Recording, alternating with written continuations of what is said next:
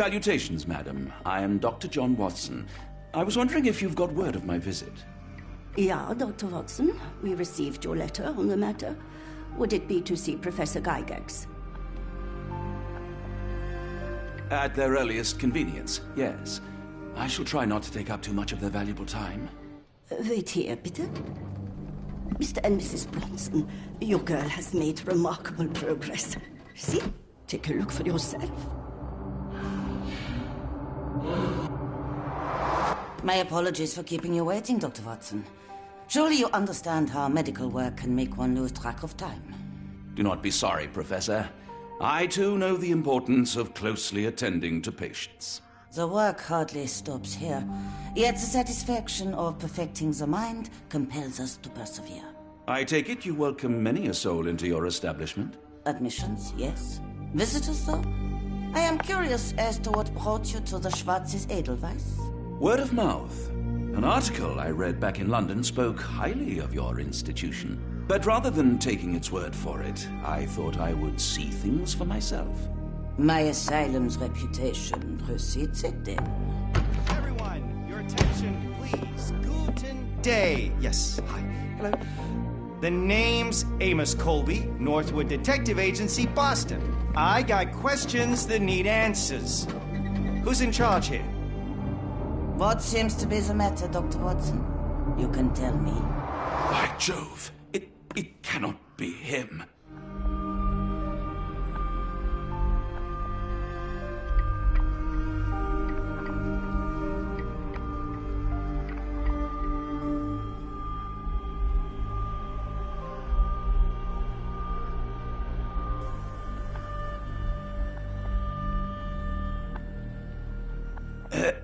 Right. Yes. I was surprised because that man is a celebrity. Yes, that's it. Very famous, Mr. Colby. I couldn't believe my eyes. No. In my line of work, it can't wait. The longer it takes If me you get wish to to the recuperate, truth, the Dr. more Watson, lives you are may placed avail in yourself harm's of the way. guest room. But I have so much more to discuss. Nurse, if you'd be so kind as to escort Dr. Watson to the guest room. Herr Colby, from Northwood Agency. How unexpected. I am Professor Gygax. I would be happy to answer your questions in the examination room. Look, Professor, unless you got any clues as to the whereabouts of...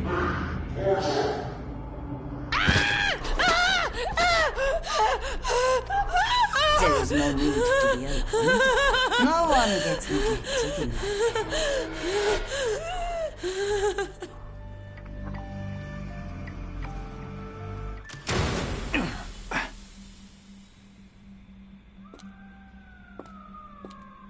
Now, let's not resort to brute force. Do not worry, Herr Colby. My methods are rather more delicate.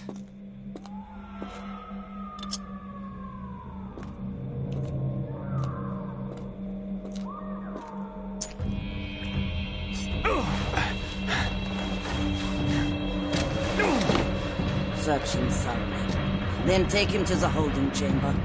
We need to decide precisely what to do with our guest.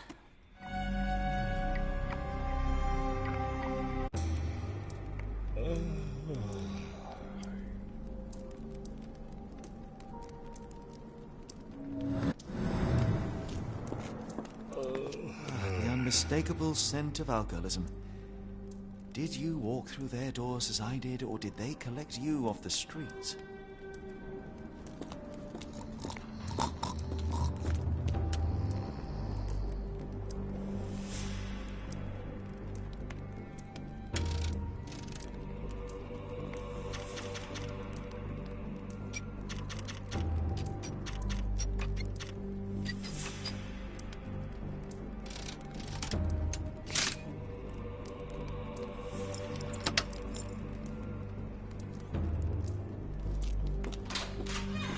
Truncheon, not the typical tool for a nurse.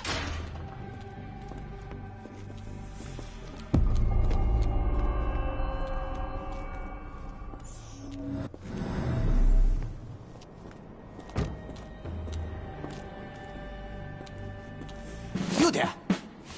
command you to free me at once. I'm not sure that's a great idea at the moment. How dare you deny me? I must have my revenge against the lickspittles upstairs. Fortunately for you, I'm here to stop the very same people. You are? Indeed. But first, I must discover all I can about this institution. Tell me, have you witnessed the arrival of any foreign patients? Tell me? The ghoul! The impertinence to bark such orders! Please, we don't have time for this. Do you know with whom you speak? I am the great Napoleon!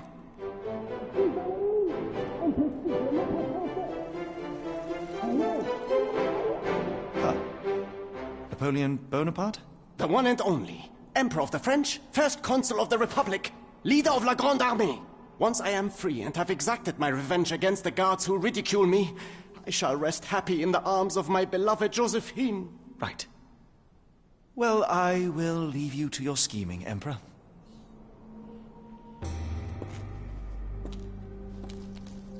I command you to let me out! My heart is pierced by Cupid. I disdain all glittering gold. There is nothing can console me but my jolly sailor bold.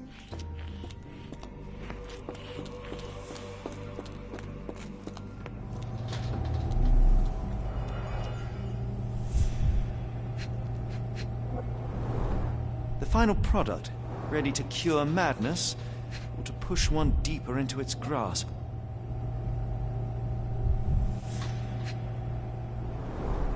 Any chemist would envy the quality of this equipment. Raw materials used to formulate medicine. With this equipment, they can create any type of medication.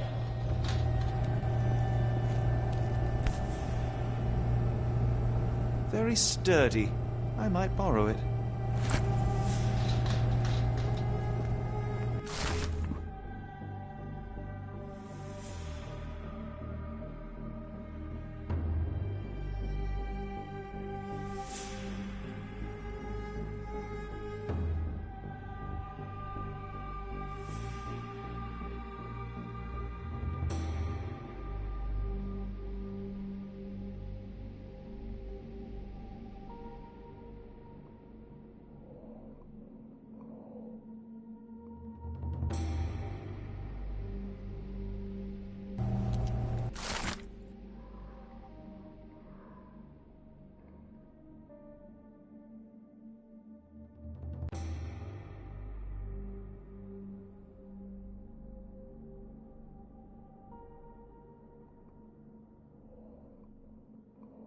It sounds sinister, even for a place like this.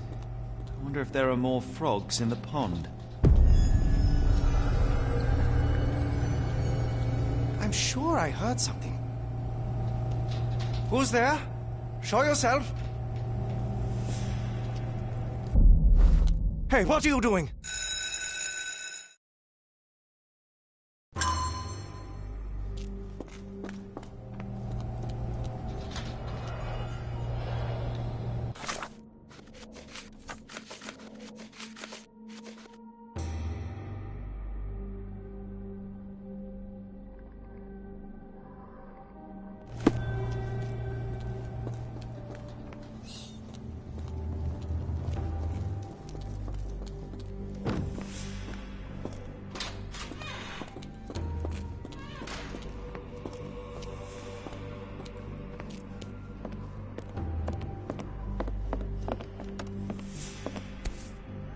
This sedative worked faster than I expected.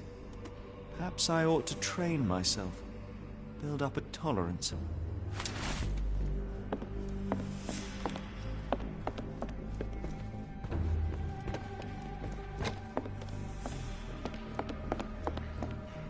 Locked. I suppose the reception will be guarded anyway. Darn. No way I can get past him without being noticed.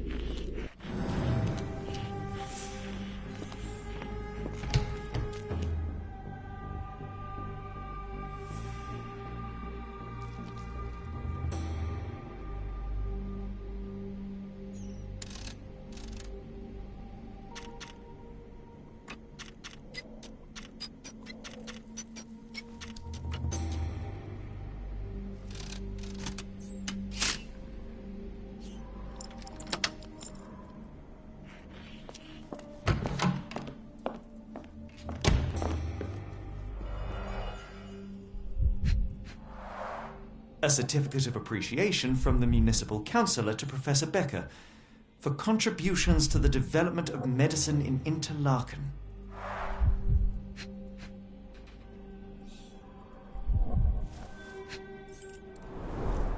A simple toolbox, yet capable of repairing anything.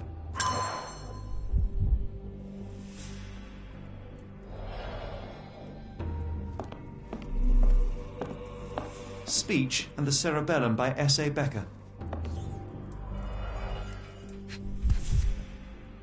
This photo was damaged, seemingly by oil. I can make out the names listed here. Cooking grease. Is this the kitchen dumbwaiter? Looks like it's still operational.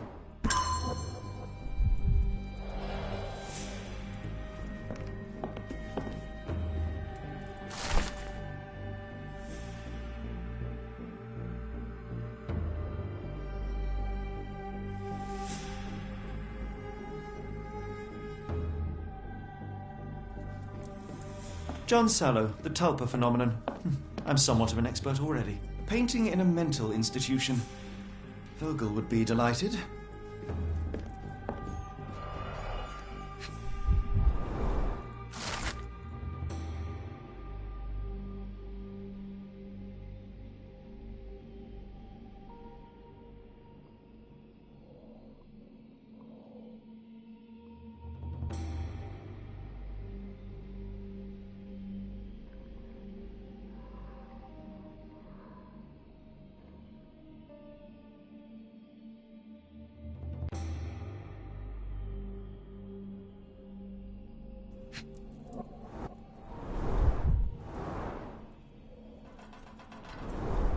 Tubes of varying diameters.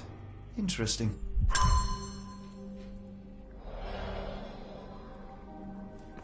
R.G. Hill, Dr. Connolly. It appears that all the psychiatric classics were banished here.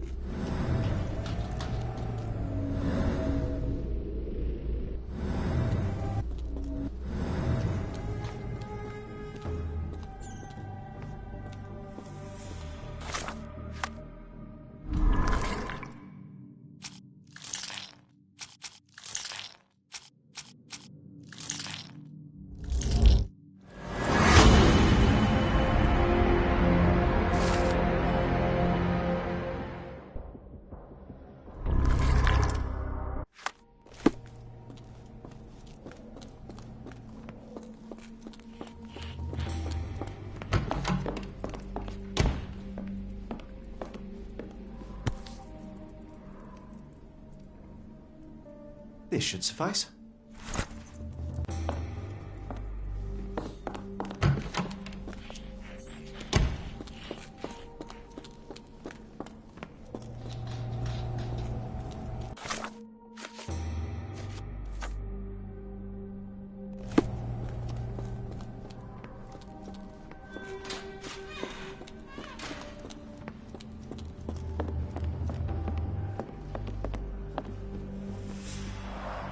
Darn.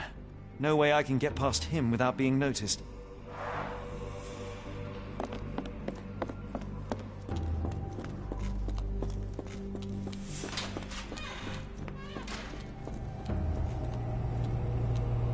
I'm sure I heard something.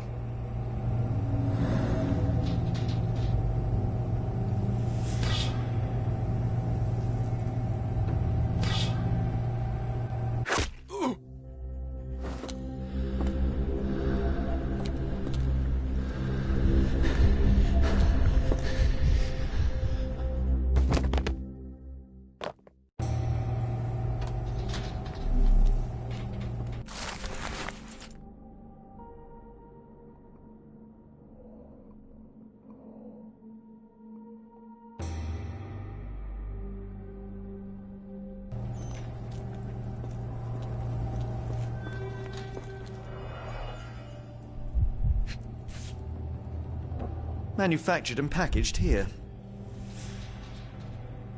This is the same narcotic substance that we found in London.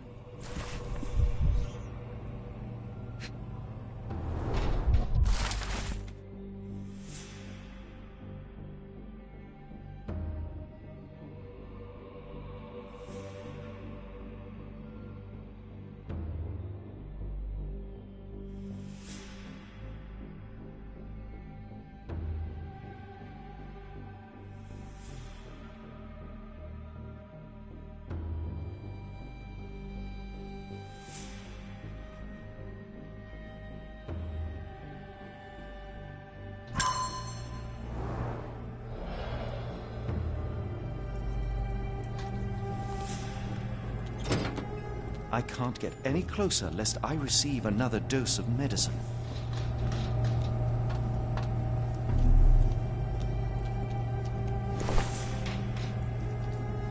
This should be enough to avoid unwanted attention, at least from a distance.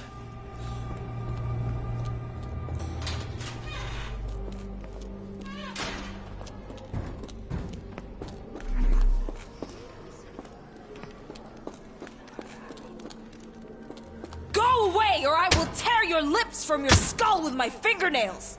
Miss, I'll gouge your eyes out and cut off your hands, just like you did to Heidi.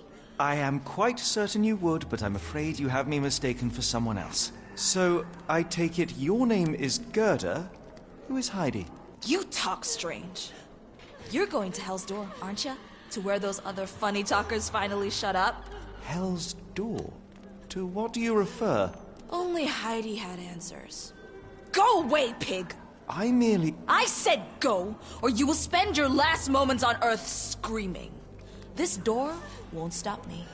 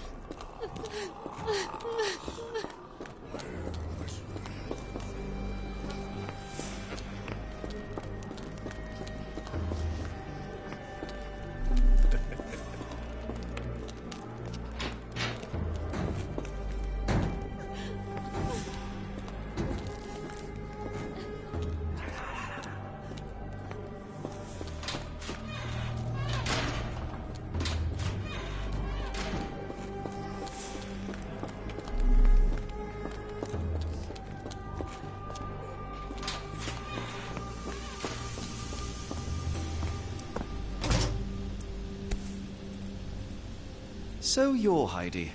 I didn't realize I was on Haunted Doll Watch.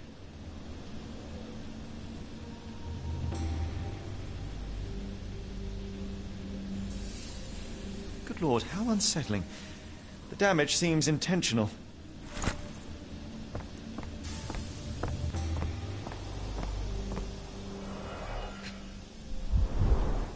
Fabric burnt in the furnace.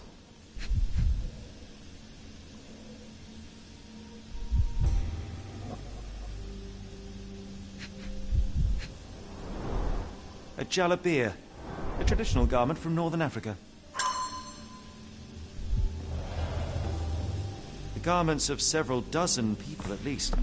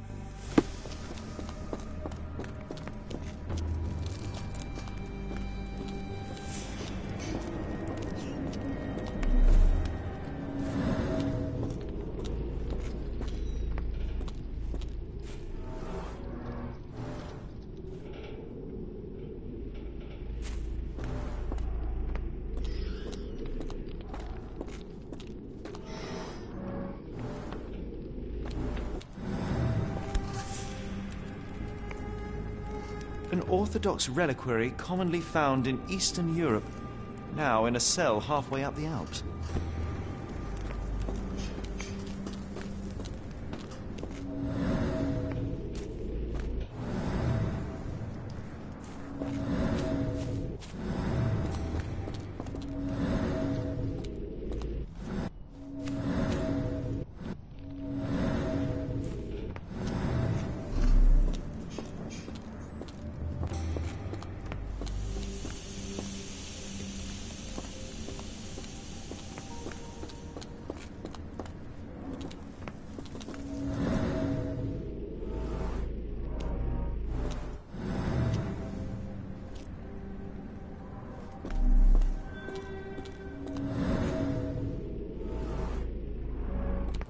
This stretcher was disinfected frequently.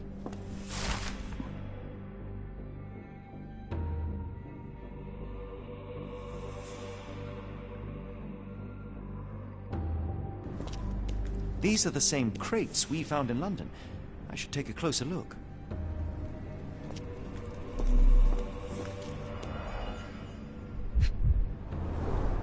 I doubt that one could survive such a journey with this little water.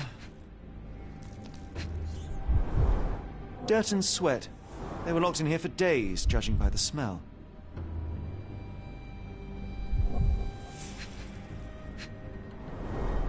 The kidnappers even provided airflow. How generous.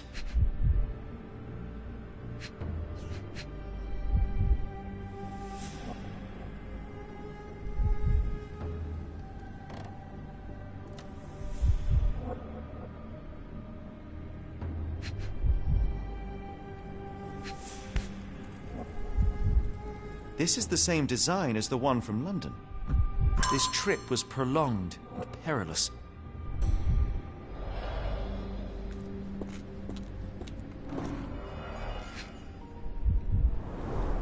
A bottle this sturdy doesn't break by accident.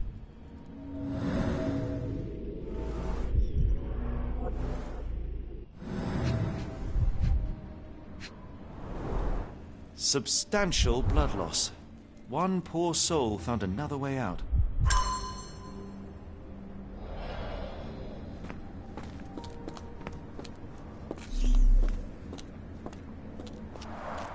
The stamp on this crate confirms it came from America. That's quite a distance to travel.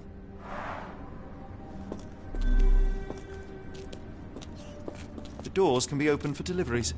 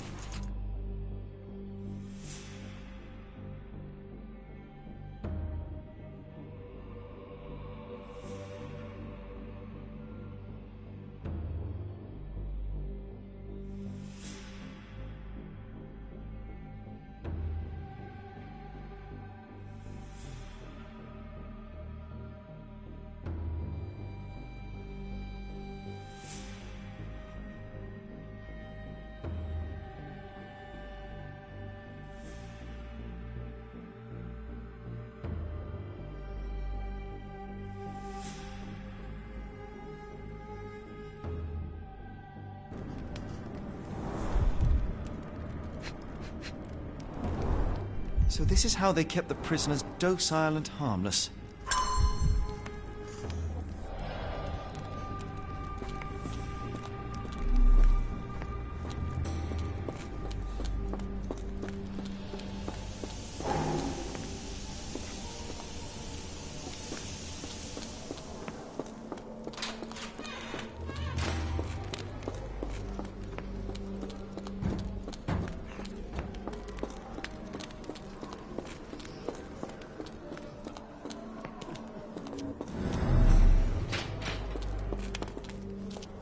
I will make them pay for what they did to Heidi.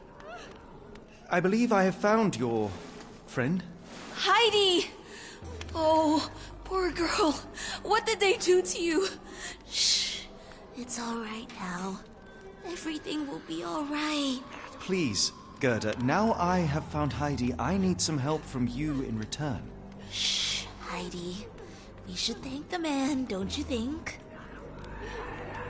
How did you end up in Block B? The nurses say I'm prone to violent outbursts, but they're wrong. I just do what Heidi tells me. Have you ever met Professor Becker? I remember him. He was in charge here before that witch Gygax. But I haven't heard his voice for a long time. Too bad. He was nice. Tell me all you know about those funny-talking people. We'd hear their screams. The guards would take them down the corridor behind you and they'd disappear. And the screams would stop. Professor Gygax seems to rule this facility with an iron fist. Do you know anything about her? She's sick. She did nasty things to us. Separated me and Heidi just for fun. Before she got here, this place was all right. I shall leave you two to get reacquainted.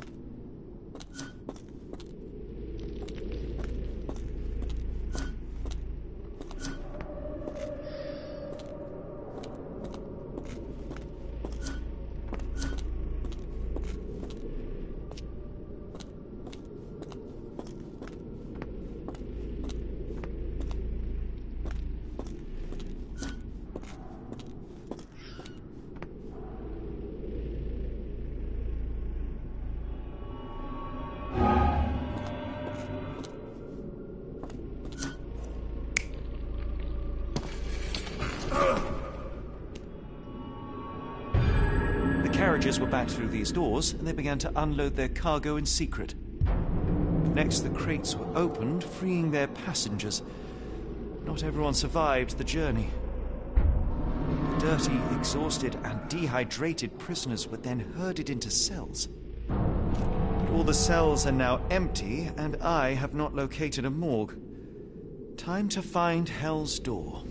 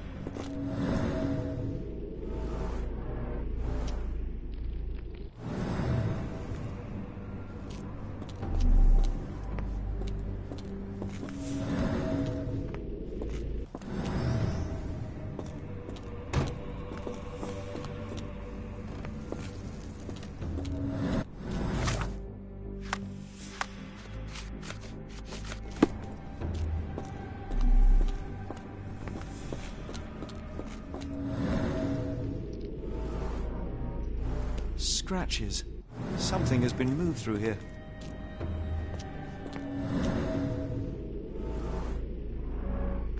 There seems to be a locking mechanism. The whole thing must be a door.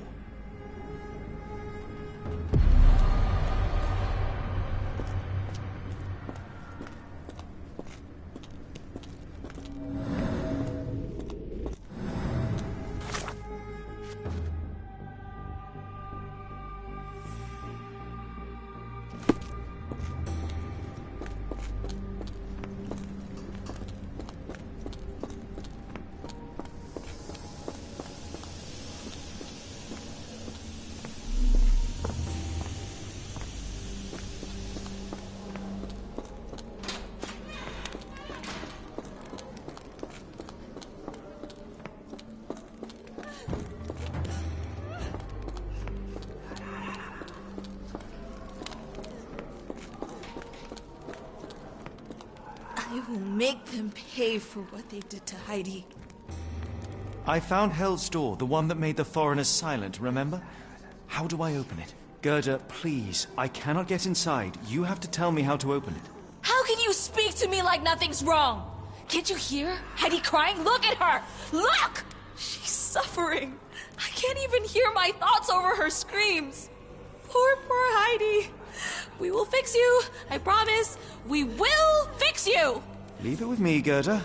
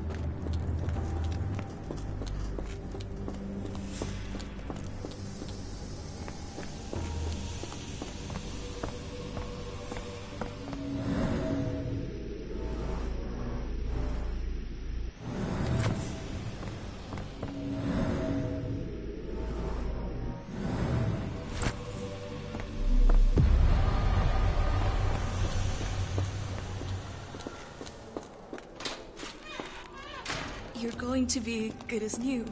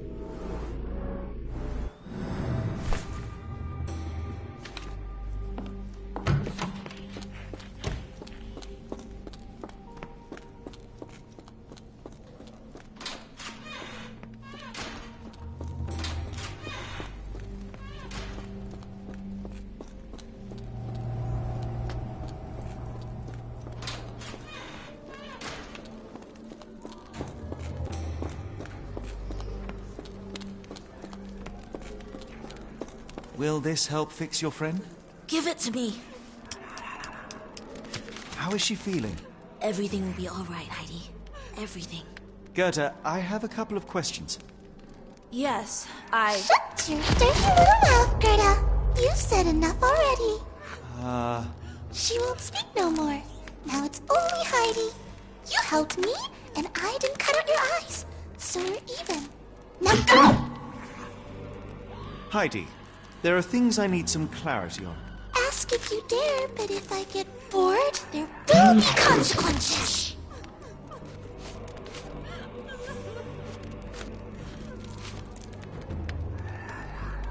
I found Hell's Door, but it's locked. Is there a way to get in? Hell's Door? Never heard of it.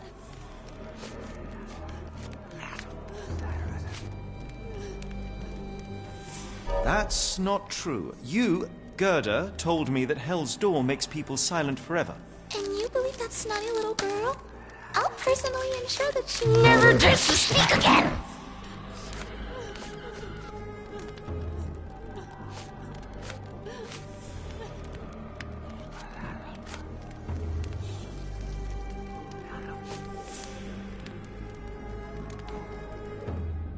Professor Gygax hurt you repeatedly, scarred your body and mind.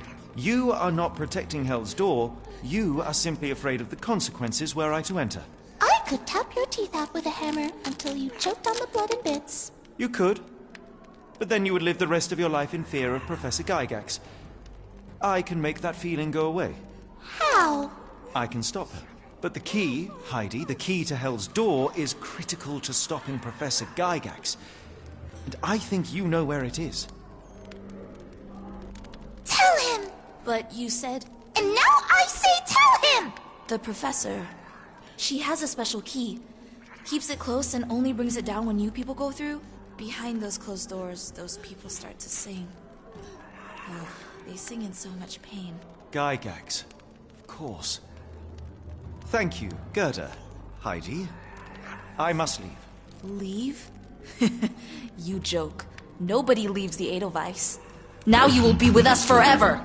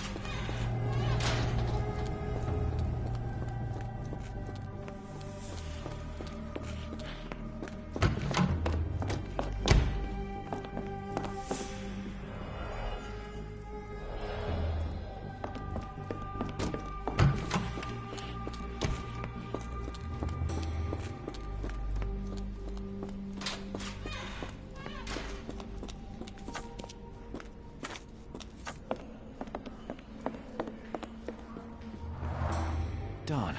No way I can get past him without being noticed. Locked. I suppose the reception will...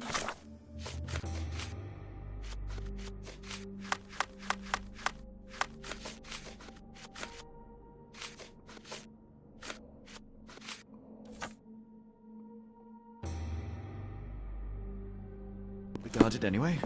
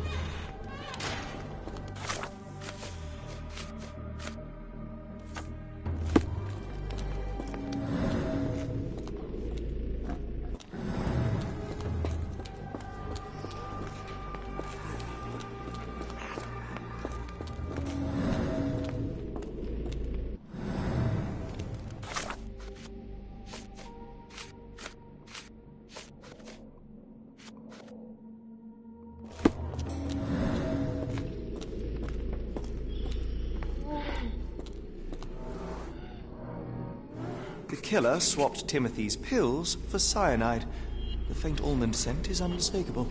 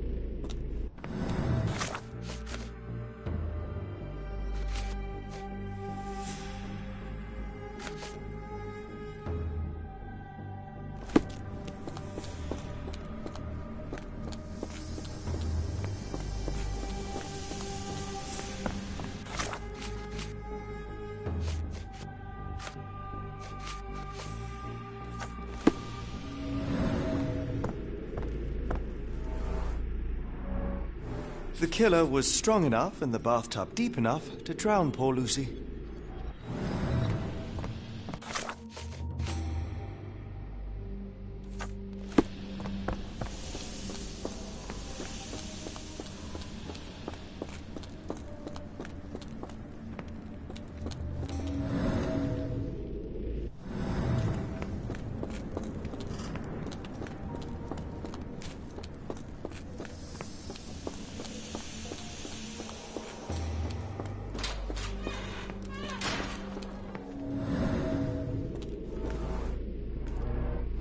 The murderer used his left hand to kill Hannah with a brick.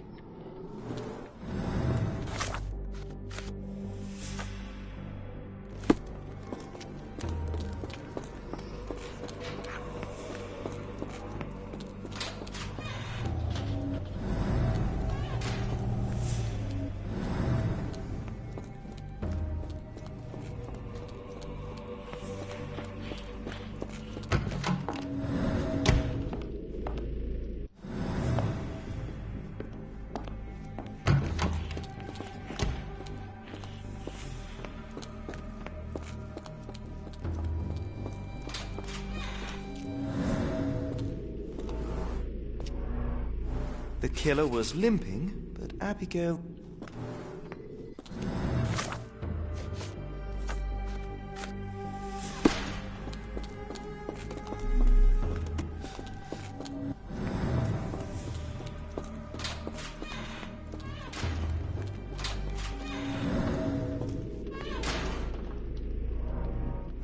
Petter gouged at the wall, fighting for his life.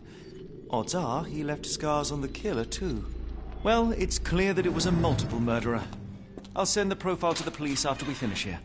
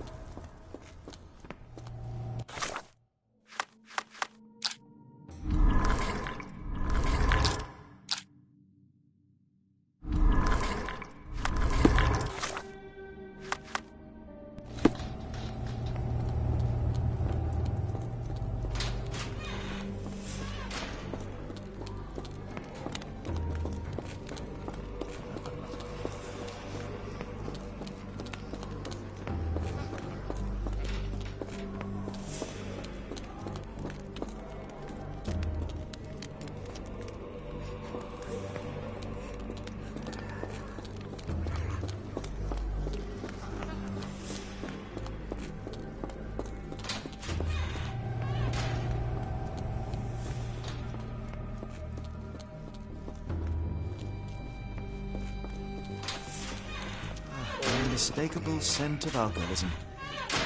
Did you walk through their doors as I did, or did they collect you off the streets?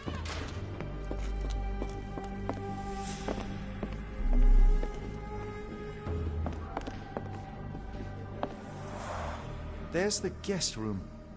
I wonder if Watson was able to speak to Gygax.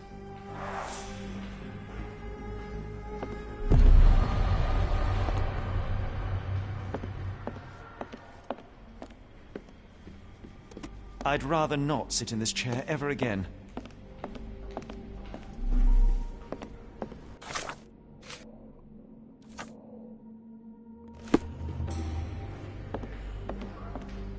Locked. I suppose the reception will be guarded anyway. Darn. No way I can get past him without being noticed.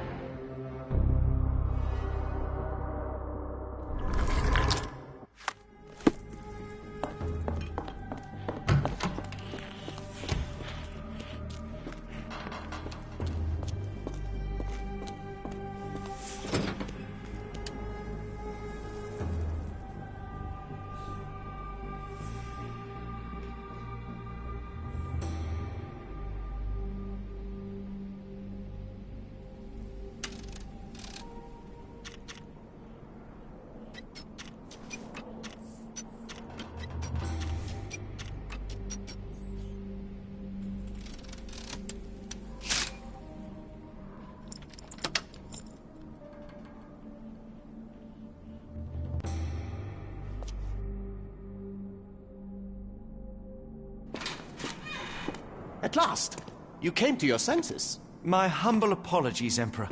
Spare me your groveling, Englishman. Of course, you are right as ever, for you see, time is of the essence. The Royalists have risen again, and your darling Josephine needs you. Paris needs you. Mon amour. But the guards upstairs in reception stand in your way. Ha! They will pose no problem for the likes of me.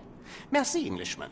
When I return to Les Tuileries, I shall make you a general. Oh, you are too kind, Emperor. Now go. Your freedom awaits.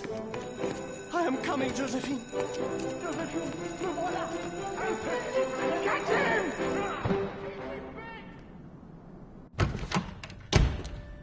Psst.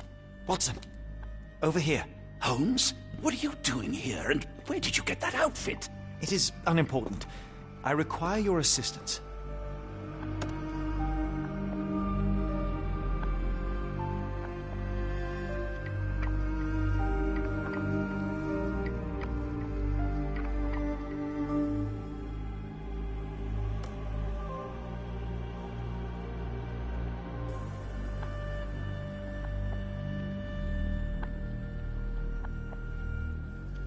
What is happening, Holmes? I need an explanation.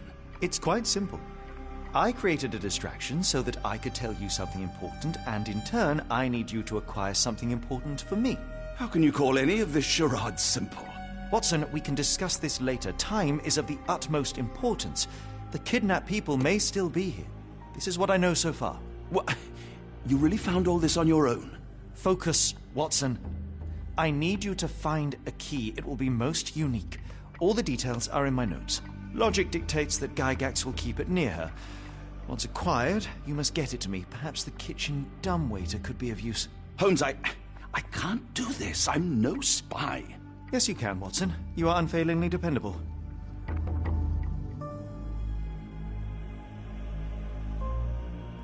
Dr. Watson, visitors are not permitted back here. I'm terribly sorry, Mr. Kuntz. After the war, my nerves, I fled all that commotion. It is nothing. A patient attempted to escape. He will not get far. Now, if you would like to follow me.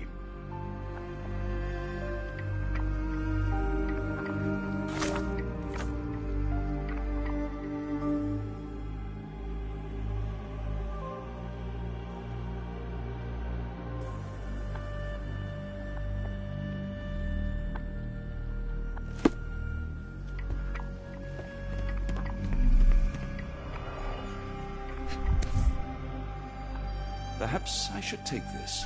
For all I hope it won't be needed. Did a child make these?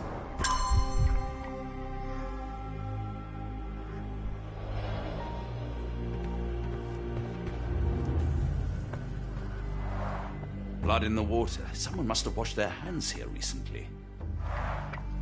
What have we got ourselves into, Holmes?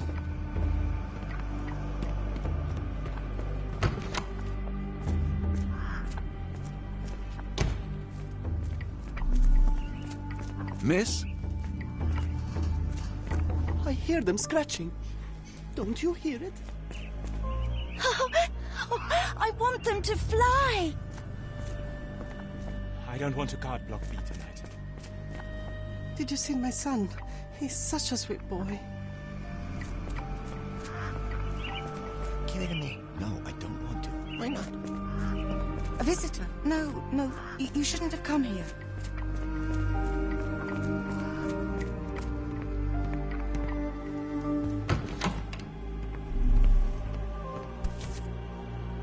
Photograph seems recent. A commemorative photo album. Been a while since I've been in one of these. Good Lord, that's a lot of records.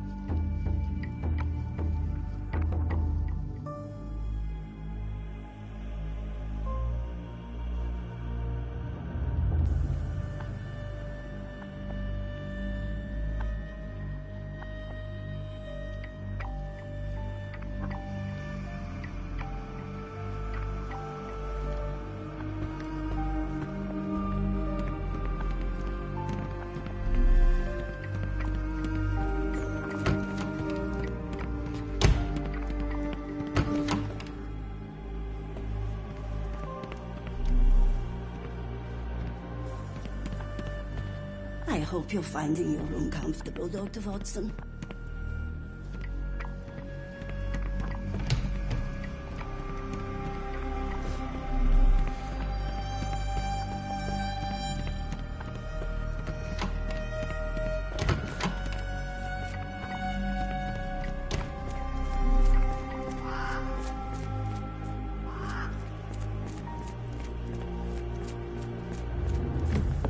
Ah, Dr. Watson. Just the man I wanted to see. Professor, I'm surprised you're not trying to catch that escapee. Please, my time is far too valuable. I hope Nurse Kuntz has been taking good care of you. He has certainly kept me out of trouble. Professor, it is time for your appointment with your next patient, Mr. Wolf. Herr Wolf can wait until tomorrow. I wish to speak with Dr. Watson. As you wish. You still see patients yourself, even as the director of this entire facility? Only the important ones. And yet I rarely get to pick the brain of a man like yourself. I think it is time we got to know each other, no? I'm afraid there's not much to know. I'm just an average chap living a rather prosaic life these days. Dr. Watson, those of us who pursue knowledge are anything but average. Now, who are you?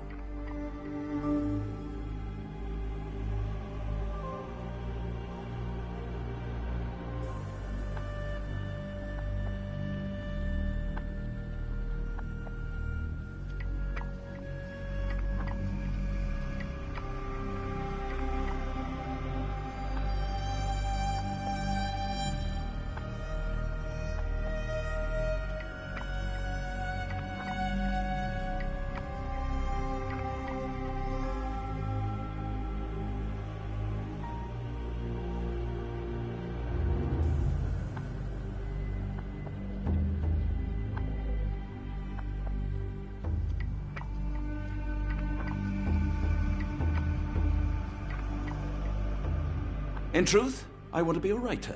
Yet I often struggle to put pen to paper, to write anything that doesn't seem dull or hackneyed. So when I read about the Black Edelweiss and your work on the healing of minds, I simply had to learn more. I suppose my Edelweiss was always destined to attract other curious minds. But before we continue, I want you to understand one thing. A broken mind can never be truly healed. Ah, I see. So, what exactly do you do here? It is simple. If you cannot fix a person's nature, you must force them to forget it. Surely there are other methods of treatment. How naive. You remind me of a man I once knew, Professor Becker. But we do not speak of him anymore. A colleague? The former director here. One day he realized that Edelweiss had outgrown him and had to leave.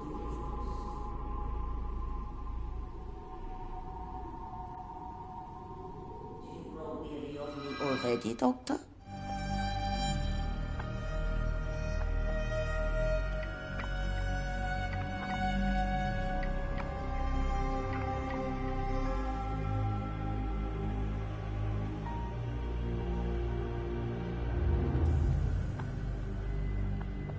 I was simply admiring your office, Professor. Apologies. While I am pleased you appreciate its practicality and appearance, we were discussing bigger things. Was my conversation boring you? No, not at all. I merely... No, I understand full well. You're not seeking conversation. What do you mean? It is obvious. Your mind craves truth, but not in this form. You must witness a practical demonstration if you are to learn. I'm certainly intrigued. Would that be possible? Of course. I propose a journey between the jury of the human brain. You will not leave without being truly enlightened. Kuntz, take Dr. Watson back to the courtyard. Then tell the nurses to prepare the operation room and the girl with the doll. Yes, Professor. Our preparations will take a little time. I will come for you soon, Doctor. I hope everything is to your liking, Dr. Watson.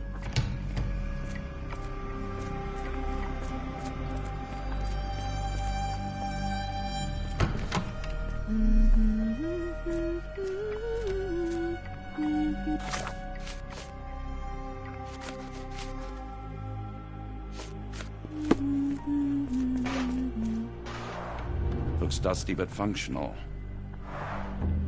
Oh, we never use that. I think it connects somewhere downstairs. Did you hear that a patient escaped? All the guards rushed off to find him. Try to fly away! Escape, my little ones!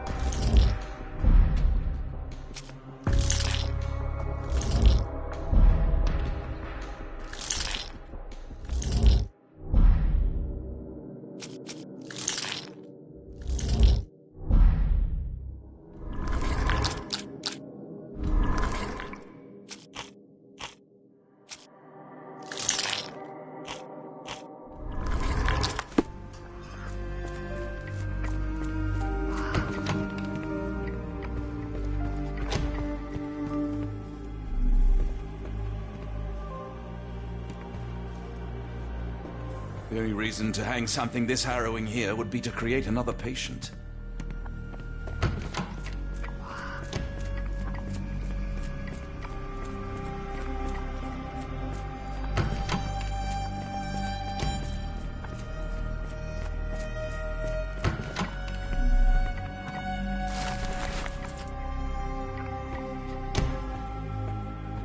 You are Mr. Wolf, am I right? Oh, hello. Who might you be? My name is Dr. John Watson. I wanted to talk with you, if you didn't mind. Ah, Doctor. I don't suppose you could help. I seem to have forgotten where I am. We're in the Black Edelweiss, Mr. Wolf. It's an asylum in Switzerland, and you are one of its most important patients. But why am I here? That's what I was about to ask you. I can't remember. Sorry, I can't remember anything. It's all right. You don't need to push. Try to relax. Let the thoughts come and go. Now, what comes to mind? Mr. Wolf? Oh, hello. Who might you be? We just went over this. I'm sorry, but I don't think we've met. We were just discussing this facility, the Black Edelweiss Asylum, and why you are here. That name does sound familiar. Holmes, the things I do for you. Excuse me, who are you? And who's this Holmes fellow? I am Dr. Watson, and Holmes is, well, you could call him my imaginary friend. That's just a little joke, don't mind me. But why am I here, Doctor? Am I sick? I'm sure I can take a look.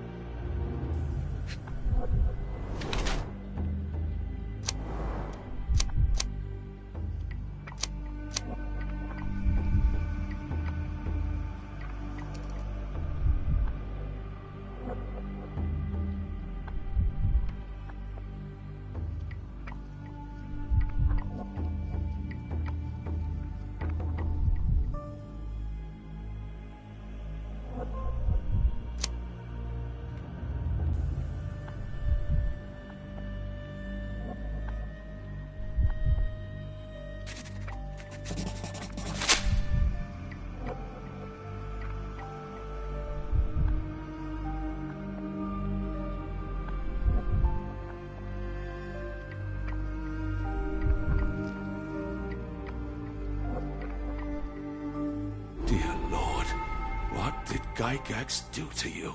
Excuse me? Who are you? Oh, never mind.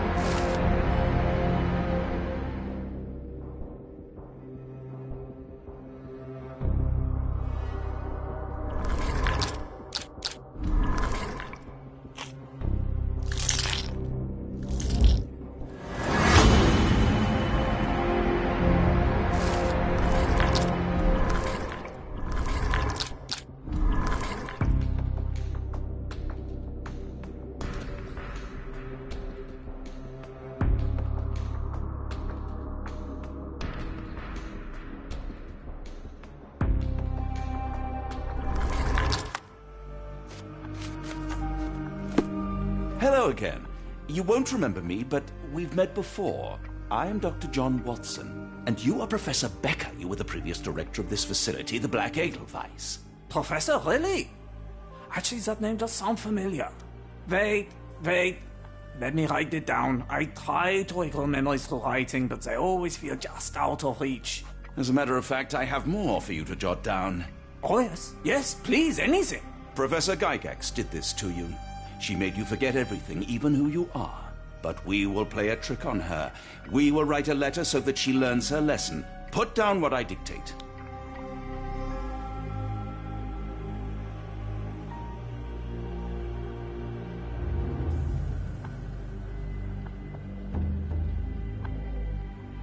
Dear Professor Gygax, your vile work has ruined countless lives through needless suffering. Your methods serve nothing but to show your own sick emotional state.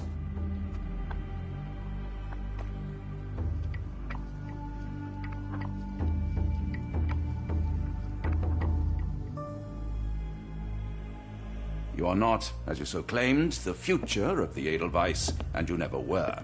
And by the time you make it to my cell, the police will already know the truth of how you came to be director of this asylum. Signed, Professor Becker. There. It's done. Now, hold on a minute. Who are you? My name is John Watson. I'm a doctor from London, a veteran of Afghanistan, and I wish to be a writer, though deep down I fear I lack the talent. And presently I'm risking my life to help my brilliant detective flatmate in the pursuit of a cult of kidnappers, even as I fear it may destroy him. I'm tired and hungry, and I have not had a good bath in weeks, and yet despite it all, I feel alive. Any more questions? Good heavens, sir. You're as mad as they come. Excuse me, who are you? I don't know why I keep doing this, expecting something different.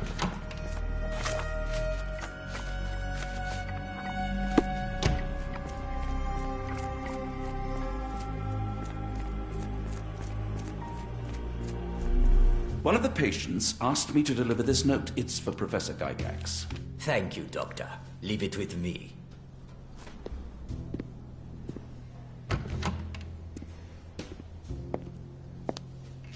A letter for you. Unbelievable. Kunz, with me.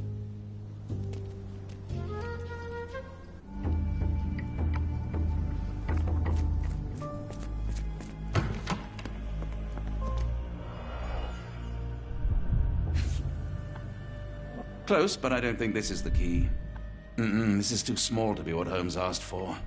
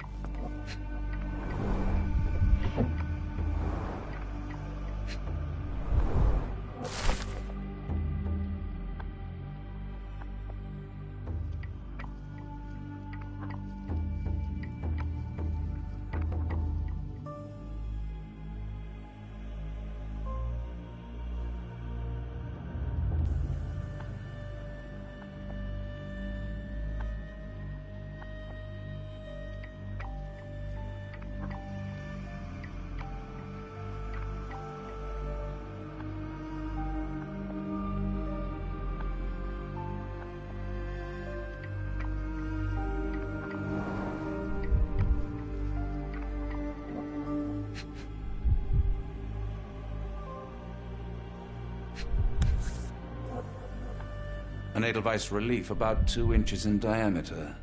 This must be what Holmes was after.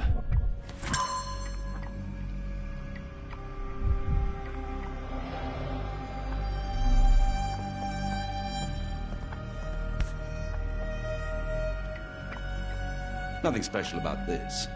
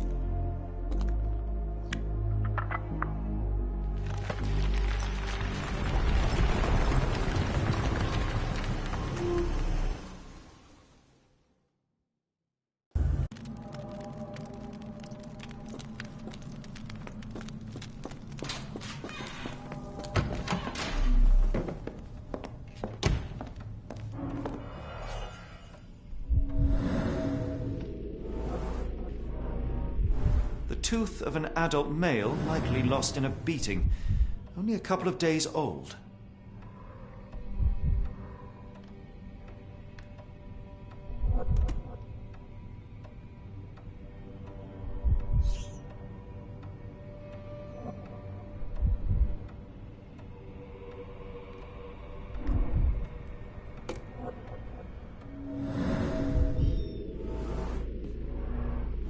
The inside of the cuff is worn.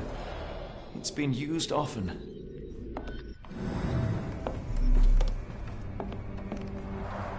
The writing is mostly gone. Phonetic symbols, perhaps.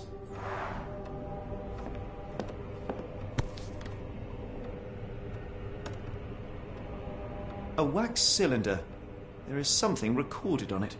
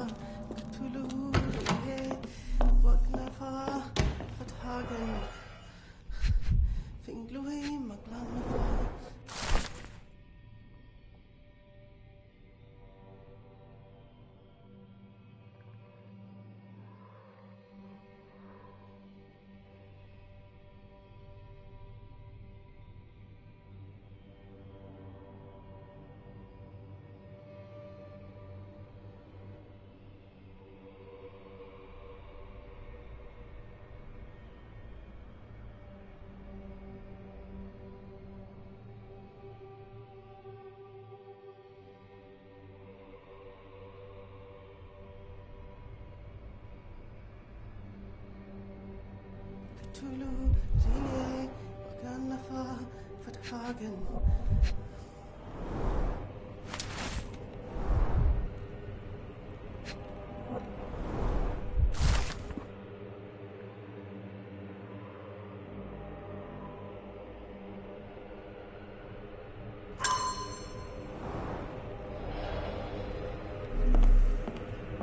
Looks as if it's been recently used.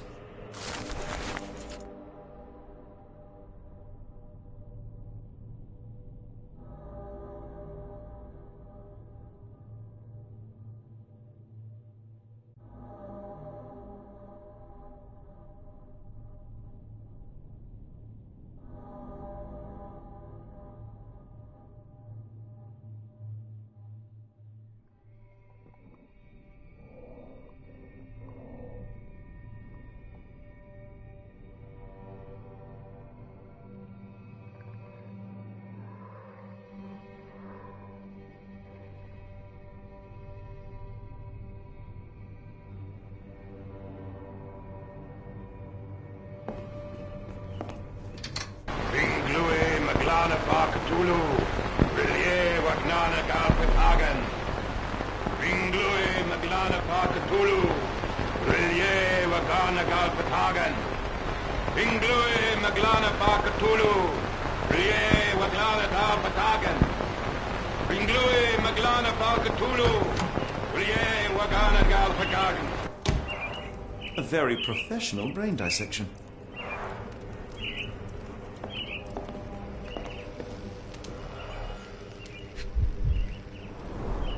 Dynamo machine. Provides electrical stimulation for the person in the chair.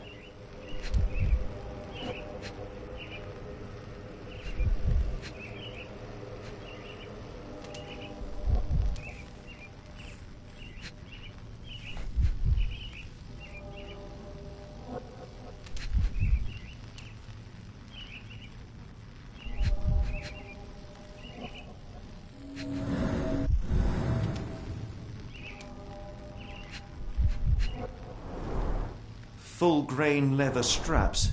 Impossible to escape.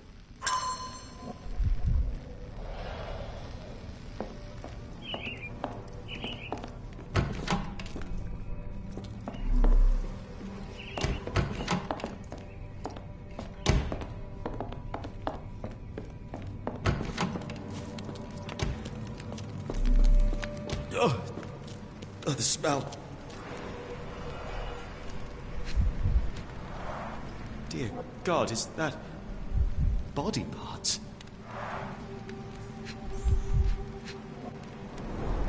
Judging by the remnants of blood and flesh, these instruments were used for dismemberment. Utterly inhuman.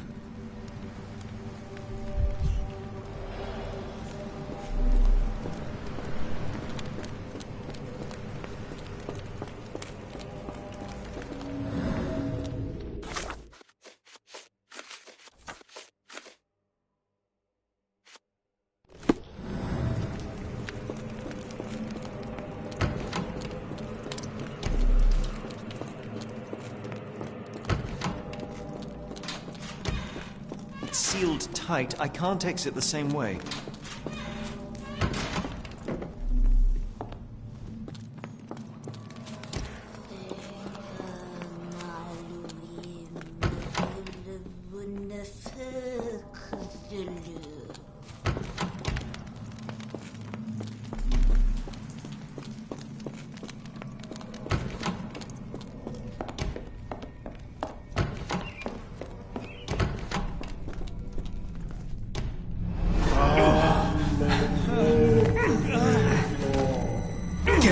Out of my head! Your iron-fisted devoid of soul, find reverence for the one and tremble. Great Lord! Left your surrender your soul and become a servant of madness. Please! No more! Stop it! Watson! John! Somebody! Wretched mortal, do not fear what is to come. Let him rupture our world anew. Awaken, and let the... Awaken, and...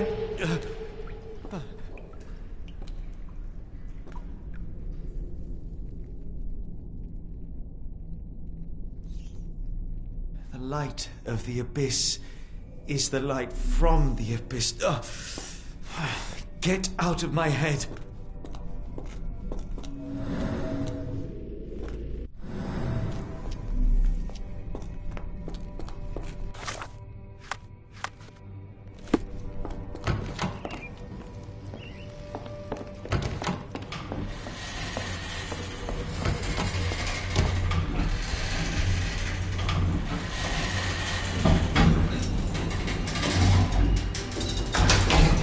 Hydraulic elevator. How ingenious.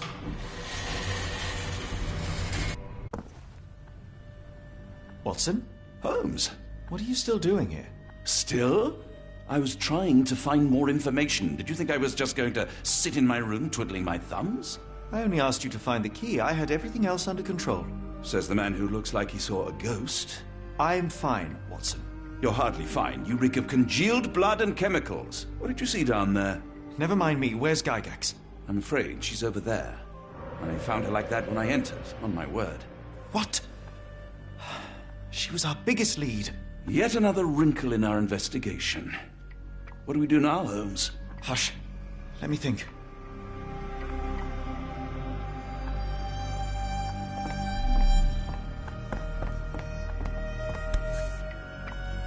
Heidi, how did it end up here?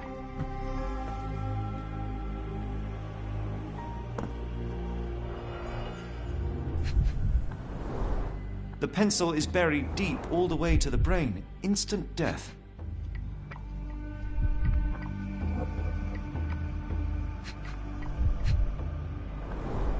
No traces of blood on her clothes. Must have got on her white overcoat. The patients here wear the same robes. We'd better inform the local police about this. You're right, Watson. But first, we need to determine where our case goes next.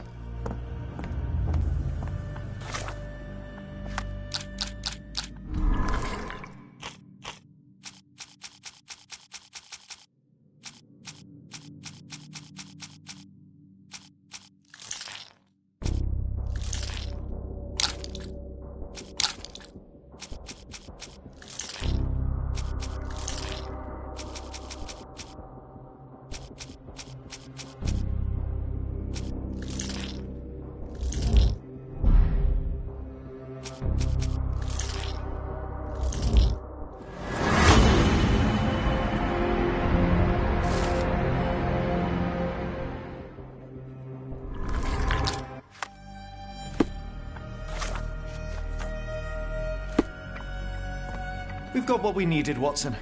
This conspiracy reaches further than we thought. I don't suppose you've ever been to New Orleans? You are joking. I seldom do. Let's go. There's no time to waste.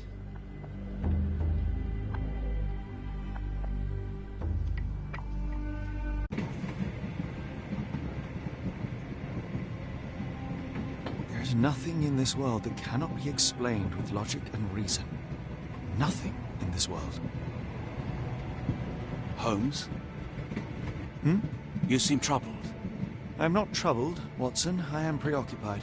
That place was awful. Inhumane. It would be natural to experience some feelings of shock or fear. Men reduced to gibbering imbeciles, numb beyond recognition, powerless to help themselves. When a doctor does go wrong, they are the first of criminals. They have the nerve and they have the knowledge. That woman did not deserve the title. Such casual cruelty for such selfish aims. I knew another man like that once. He treated my mother, perhaps even killed her, depending on who you ask. My sincere condolences. In the end, she was just a shadow of herself. The outline of the person I recognized, but lacking all else. She was pushed until she cracked. Should you see me cracking, John, I must ask you to intervene.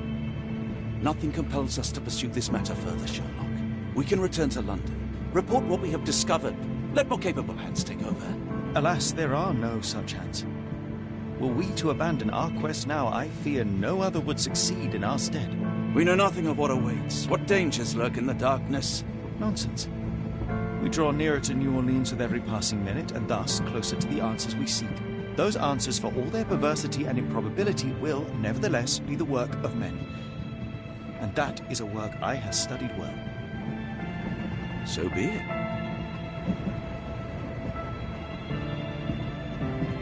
I know you to be a diligent author, but if I may make one request.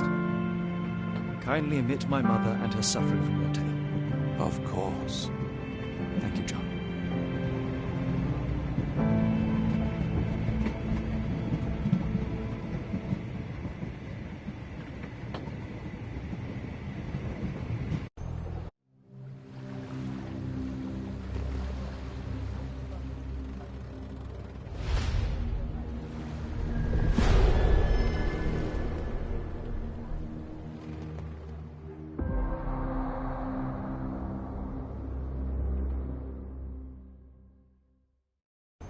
Ah, Holmes. After our trip to nippy Switzerland, I can certainly use some of this New World heat. Do not get carried away, Watson. What we could certainly use are answers to my questions. I know, but you look exhausted. Why don't we find the hotel first? We shall rest when our investigation is over, and not a moment sooner. I shall ask you to handle our bags while I search for the bank. As you wish. Oi! Stop it, you! Our luggage! Good Lord, what have you done? That's my stuff. I'm sorry, mister. It was an accident. It's fine, it's fine. I'll just put everything back. Where are the socks? These, handcuffs. Are they yours? Oh, this never happens to me, sir. Honest, ask anyone. I'll get this sorted, don't worry. No need to bring the boss into it. I'll get this sorted, don't worry. No need to bring the boss into it. Ah, not an auspicious start, is it? Never mind, I'll handle it. You go on ahead. How embarrassing to have one's possessions laid bare for all to see, not to mention our unmentionables. I think I'll help the man with our bags, lest it happen again. This might take a while, Holmes. Go and find the bank, and I'll join you later. This might take a while, Holmes. Go and find the bank, and I'll join you later.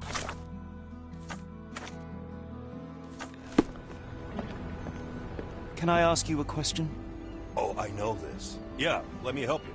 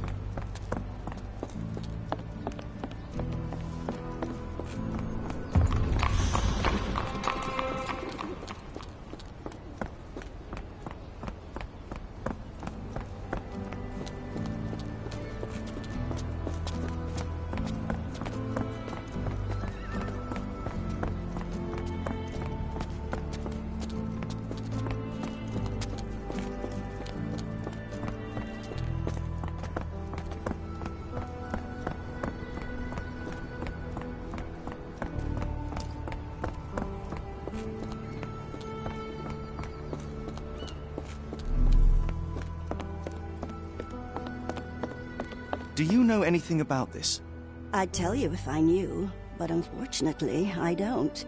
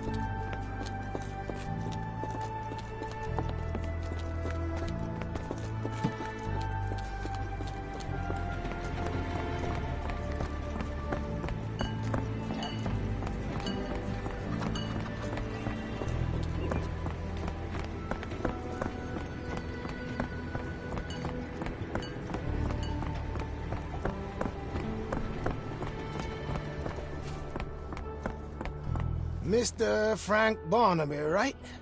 Auction's about to start.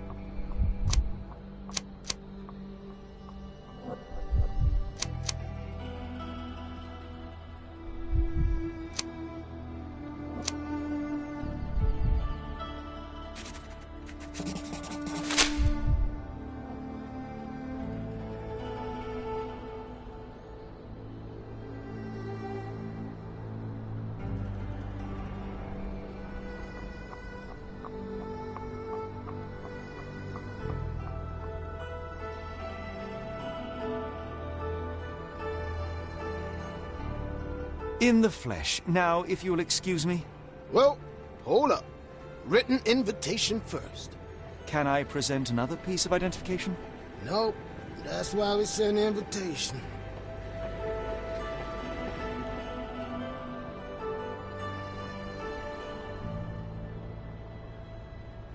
Move along, mister.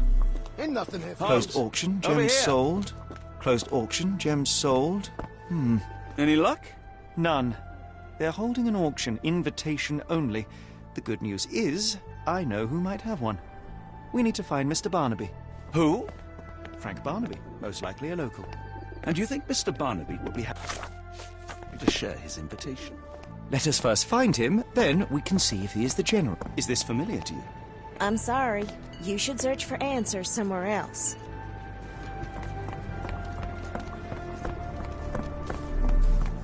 Are you able to help me? I've heard about that. Let me tell you.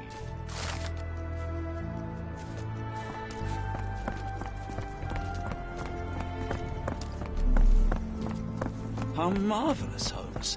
A city within a city. Indeed. Those lanterns are delightful. It is as though we have been transported to the Orient itself.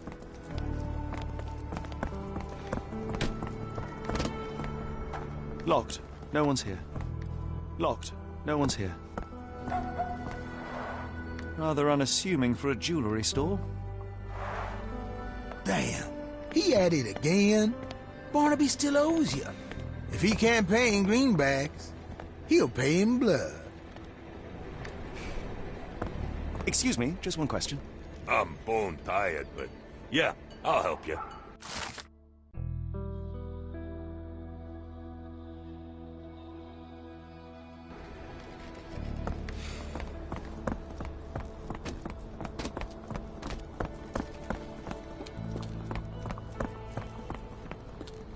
This place is a Spartan charm, does it not? It does. My soul will always yearn for London's gloom, but it reminds me of Cordona in a nice way.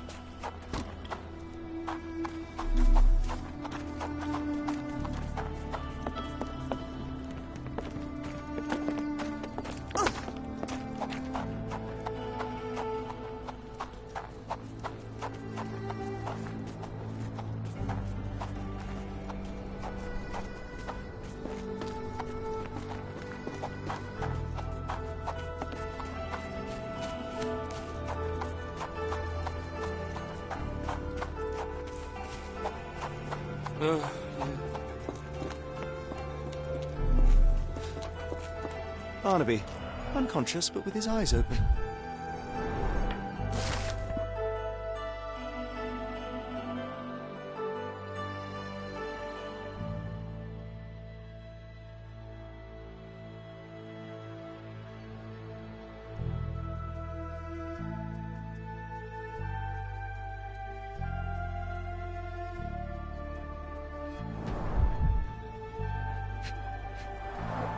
Look, Watson. The two of you are just alike.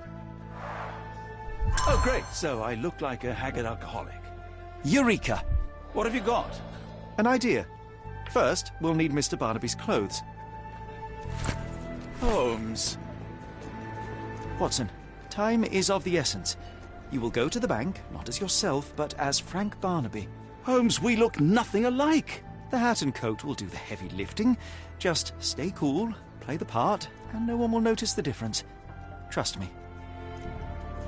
Holmes, must we really indulge in this farce? It worked in Switzerland, didn't it? Sure, if you redefine the word worked. You look great, Watson. The guard has myopia, you'll walk right through.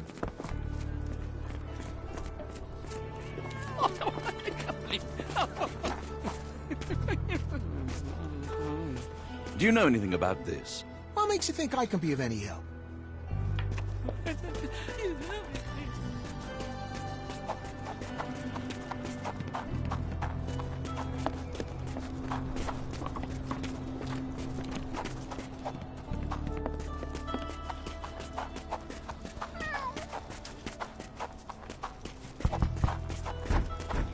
Where's my cash, Frank? In the bartender's tip jar?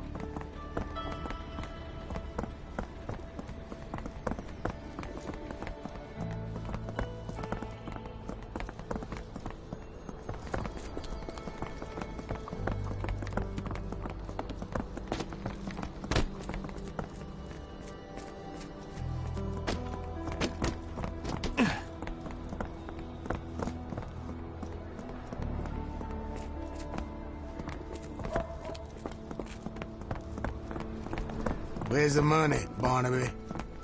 I'll wait here, so as not to arouse suspicion. Mr. Barnaby. Right you are. Shop owner. Right. Your invitation, sir? Here you go. You okay, sir? Seem to have the jumps. I'm in a rush. Come on in.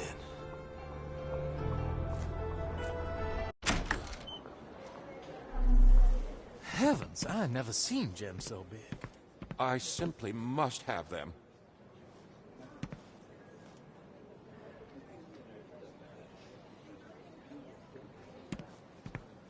They're so black, it's like they absorb light. Can you satisfy my curiosity? You better ask someone else about that.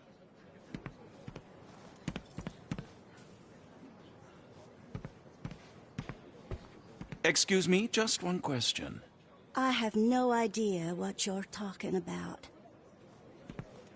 Sorry, I'm just dealing with another client's request. Please wait a moment. This might be useful. I'll make a note.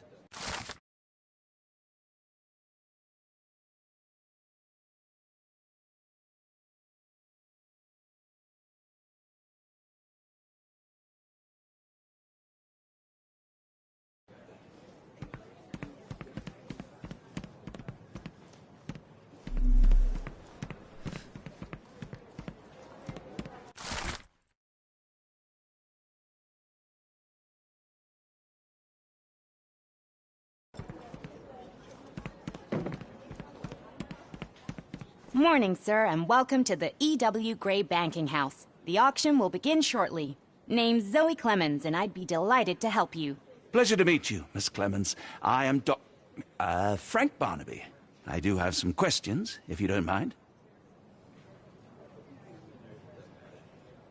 Forgive my curiosity, but who was the previous owner? Sir, I ain't at liberty to disclose them details. These gems are rather curious. What can you tell me about them? These rare beauties are black opals, all the way from Coober Pedy, South Australia. When they catch the light, the dark stone becomes a brilliant rainbow. It's something special.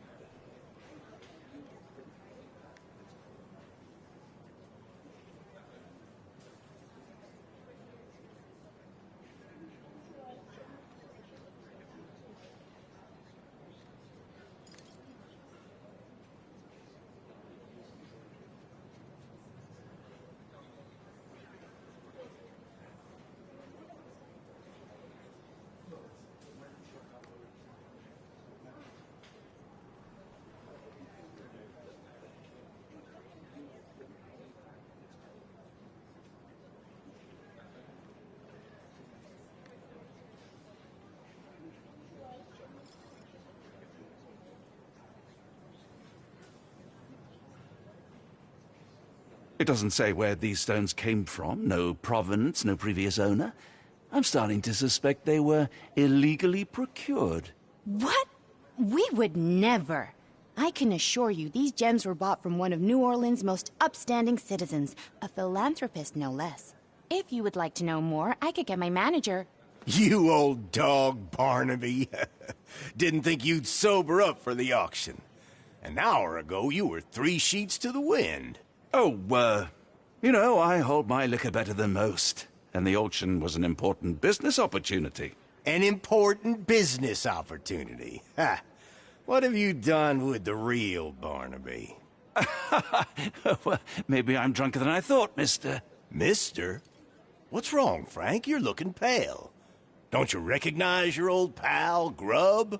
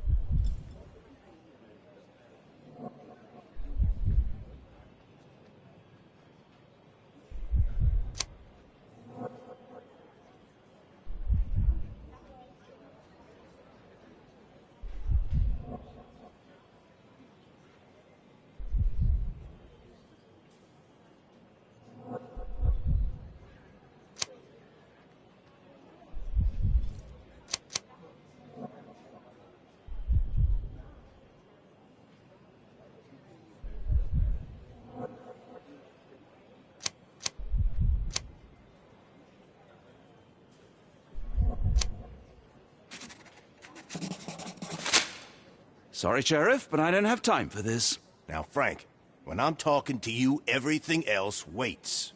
If I want to talk, you talk. If I say jump, you say off which pier. Do we understand each other?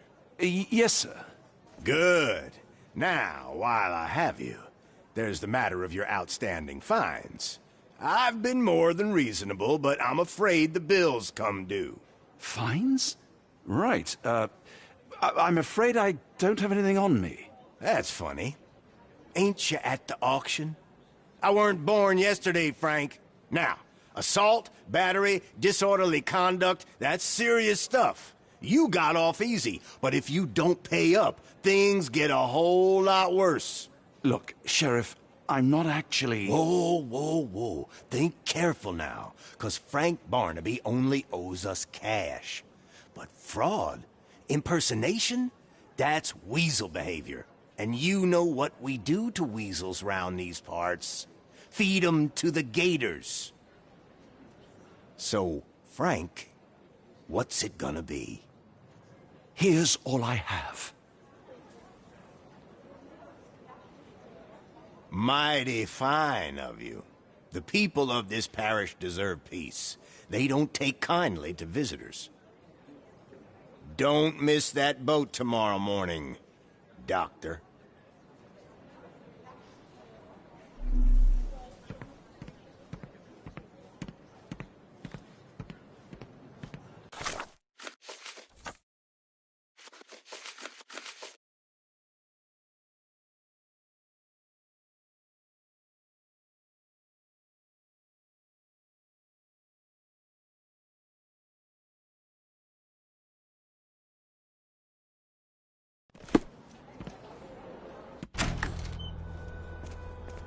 I told you, Holmes. I told you it was a bad plan. Now we're penniless and wanted criminals.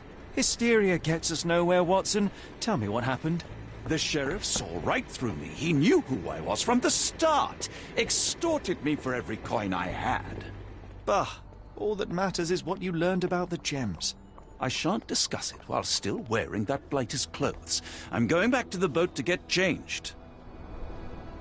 You know, I think the look actually compliments you. Why bother changing it?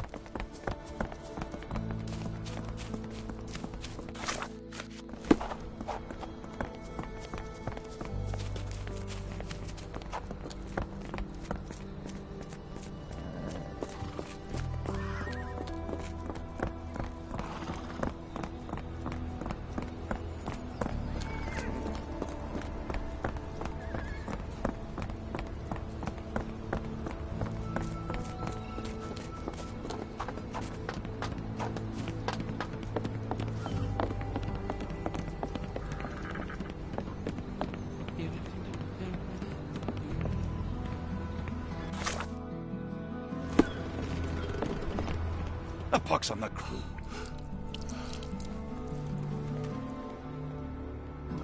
Forget the sheriff. I'm sure it was simply bluster and bloviation.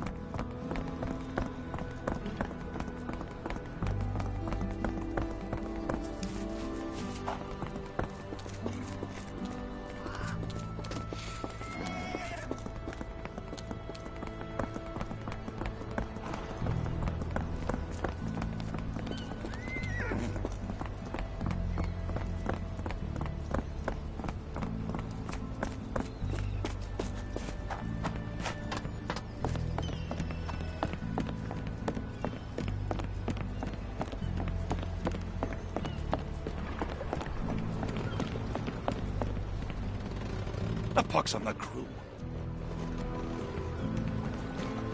No. No! Was that your luggage again? I don't understand. We just got it back in order. Oh, bollocks, now our clothes are in the bloomin' water. It was like the luggage had legs of its own. Oh, Mr. Pratchett will have my head. I ain't sure what you did to the sheriff, but it must have been something real hairy to have him chuck your luggage off the pier. With respect, miss, have we met before? If you were the real Frank Barnaby, yeah, we would have. But where are my manners? I'm Lucy. And you are? John, I didn't mean to be rude. I've just had a difficult day, miss. Well, it's barely noon. And you've already made an enemy in Sheriff Grubb. The man starves his gators just in case someone crosses him. John who? Watson. Well, Johnny, if you plan on sticking around, you better change that suit, or Frank's reputation will catch up with you.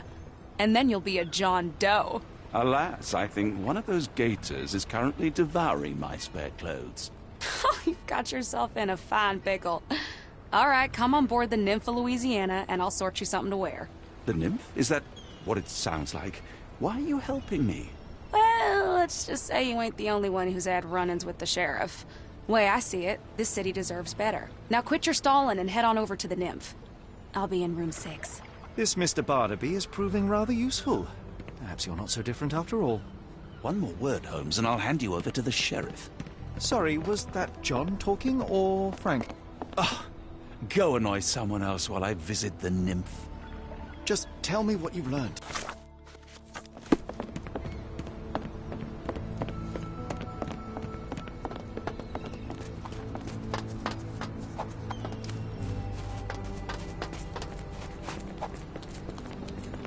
Is this familiar to you?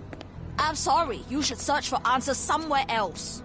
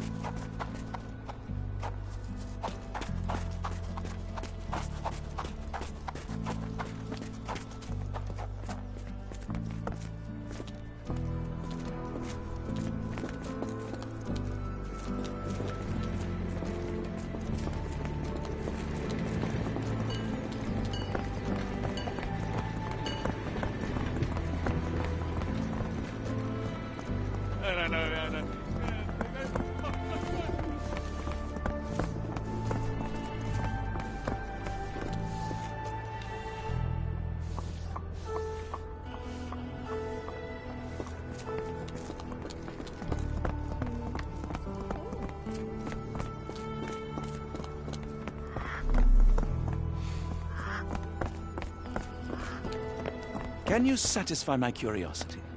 I know a lot, but not this.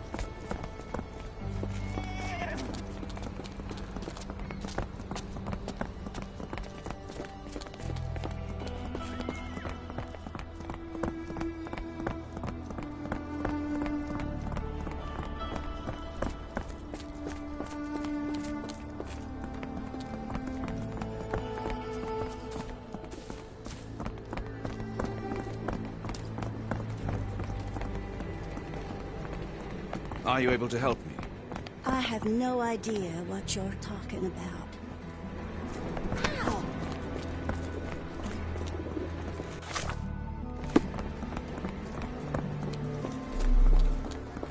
Is this familiar to you? No, never heard nothing.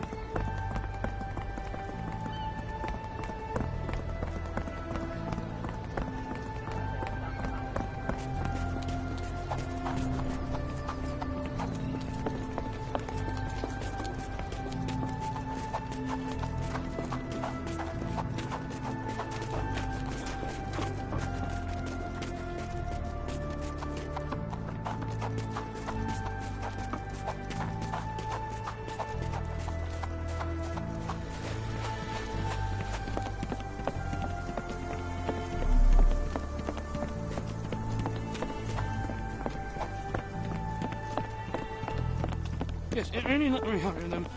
Can I ask you a question? Sorry, mister, I can't help you. Ask someone else. Oh, yeah.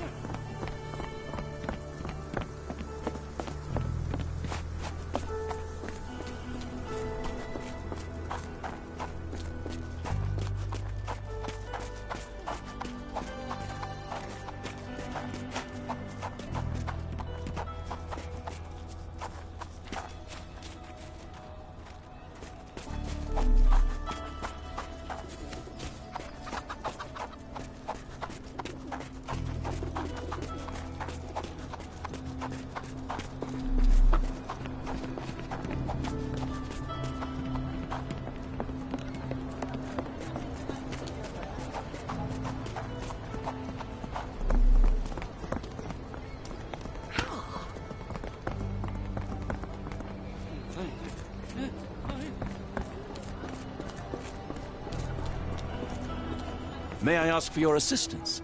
What makes you think I can be of any help?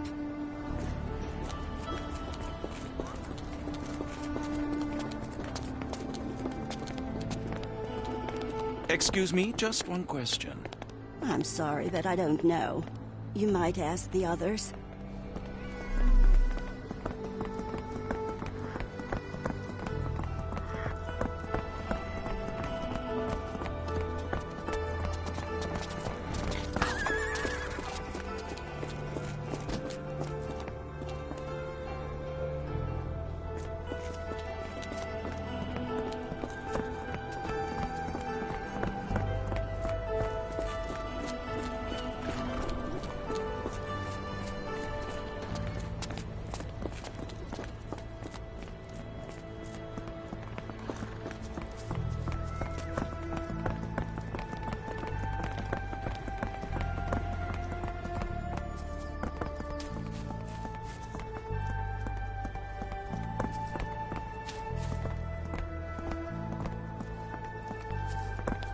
Are you able to help me?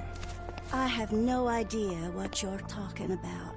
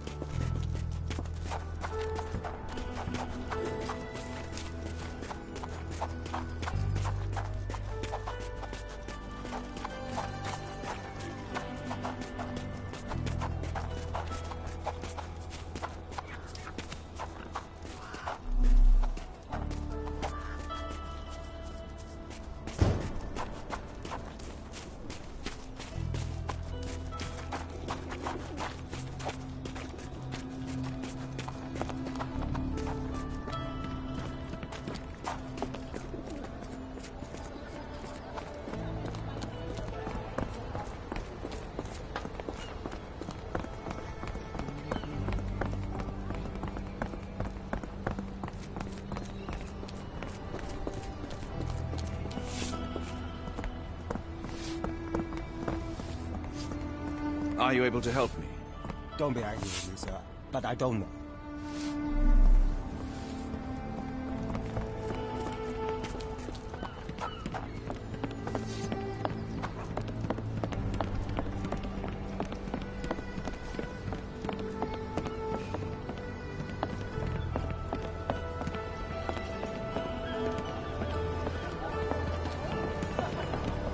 Always a pleasure to see you regular, Mr. Barnaby. Welcome home. Are you able to help me? No, I've never heard of it. But I can help you with something else.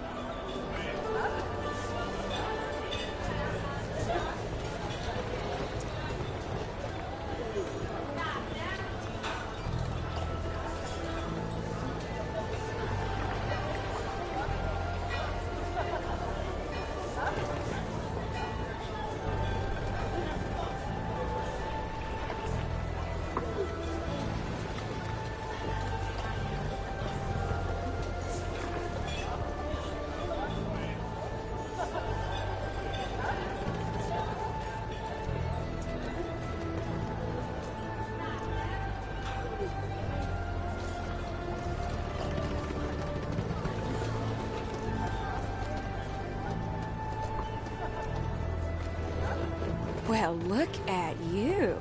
All dressed up with nowhere to go. I can't thank you enough. As I was saying, our journey has hardly gone to plan. We seem no closer to finding our missing people than when we left. Well, if there were anything to know, Champagne will know it. She's across everything in New Orleans. Look for her in the fisherman's village behind the Creole Quarter. Thank you again, Lucy. I shall make my way there now. Good luck, Johnny. Keep out of trouble.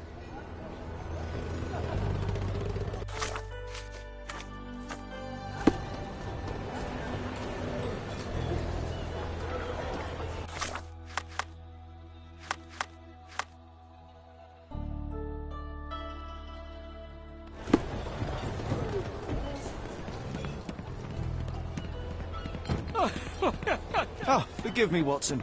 The difference is plain as day. What a remarkable transformation from Barnaby. If we're critiquing wardrobes, Holmes, maybe you can explain why you used to roll just one sleeve up. Did you get bored halfway through?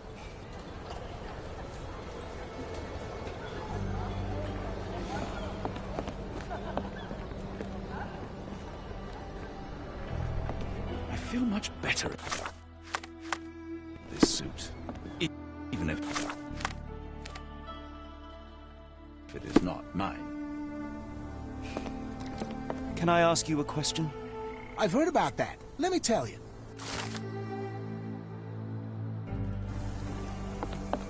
I'm gonna die. I'm gonna die. Are you all right, sir? It'll come again. I will die. What happened? The lower of death came to me last night. I know it will come again. Let's start from the beginning. My name is Sherlock Holmes. Could you describe last night's events for me? I'm Cole Seabrook. It was Maman Brigitte. She came to me in the shape of a giant black rooster. Before that, some hit the wall outside. Then she came in. She took my will and she led me to the water. Perhaps you were dreaming? I wish I was. The Great Gator was there. It called me and I couldn't resist, but then the spell broke and I managed to crawl ashore. Interesting. I know how it sounds to an outsider, but it was the lower of death and it ain't finished with me. You mentioned a lower. What is that exactly? You outsiders only know one God. But there are many and we call them lowers. And Maman Brigitte is one of them. She's the lower of death and life. She heals the righteous and punishes the guilty. Did you feel anything apart from fear last night?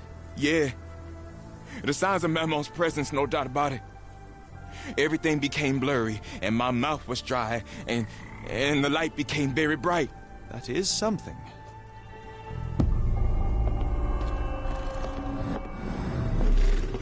He dropped a cup here.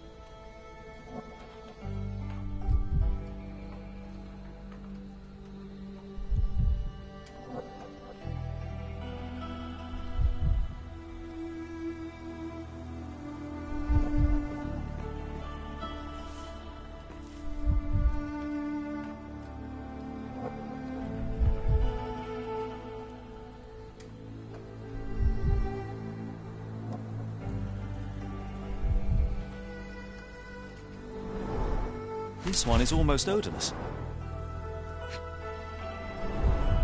Interesting.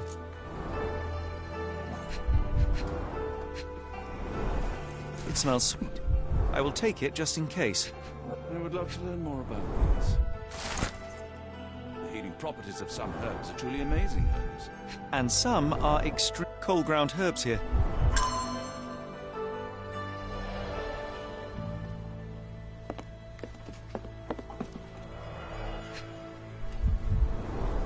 Supper leftovers.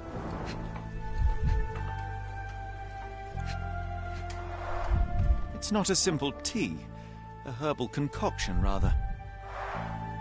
Black tea seems not to be very popular here.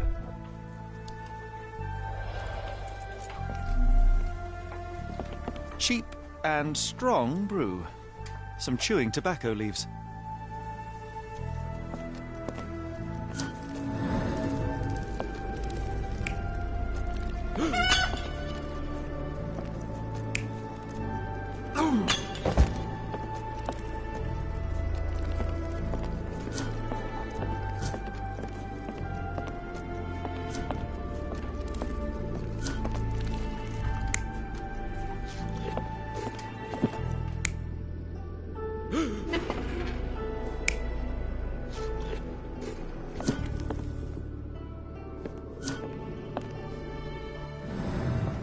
Are you a good fisherman, Cole? I wouldn't say so, sir. There are too many imprints here. It's hard to say where he did or didn't go.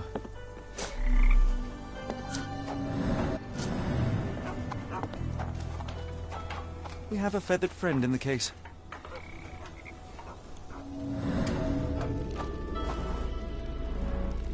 The damage is recent. Poor bird crashed against Cole's house.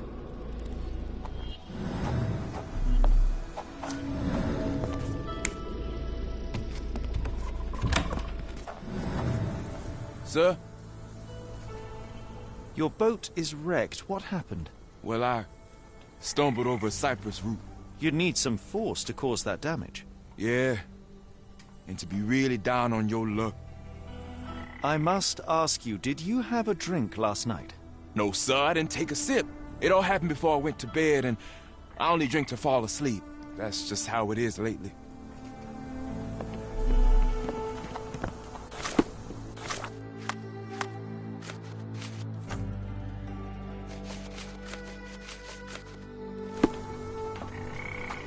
Oh, no two ways about it.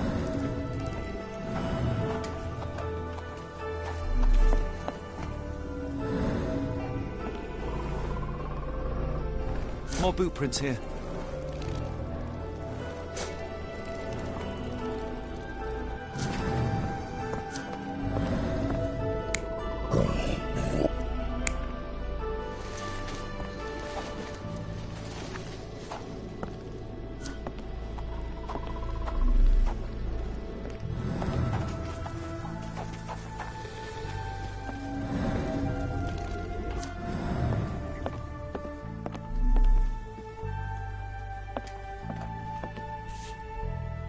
Judging by the facial features, Cole and one of his relatives. With William in Shreveport, 1879.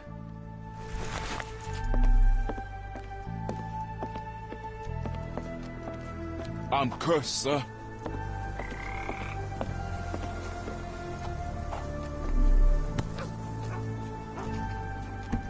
Did you really expect to find the Feather of Rock here?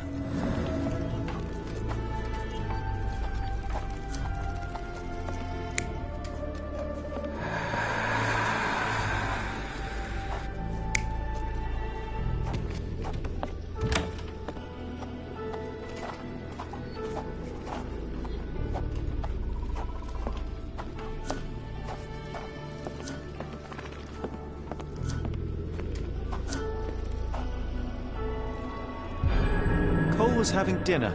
He was alone. The herbal decoction started to affect him. He became dizzy and dropped the cup. Hallucinations and stimulation brought him outside. He could have drowned if not for the sobering effects of the cold water. Sir? Cole, I am sure that you were alone last night. The Lowers were not with you. Well, what else could you say? I didn't say that I disbelieve you. I'm wondering about this recipe. It's just herbal tea. I went to Mr. Samdi and he gave me the recipe to help calm my heart. Is he a doctor? He is a voodooist. It was risky, but all I wanted was some sleep. Where can I find him? On the side of the church at one of the entrances to the Fisherman's Quarter. Look for a Veve sign, but watch what you say. He has the power of voodoo. I'll be careful.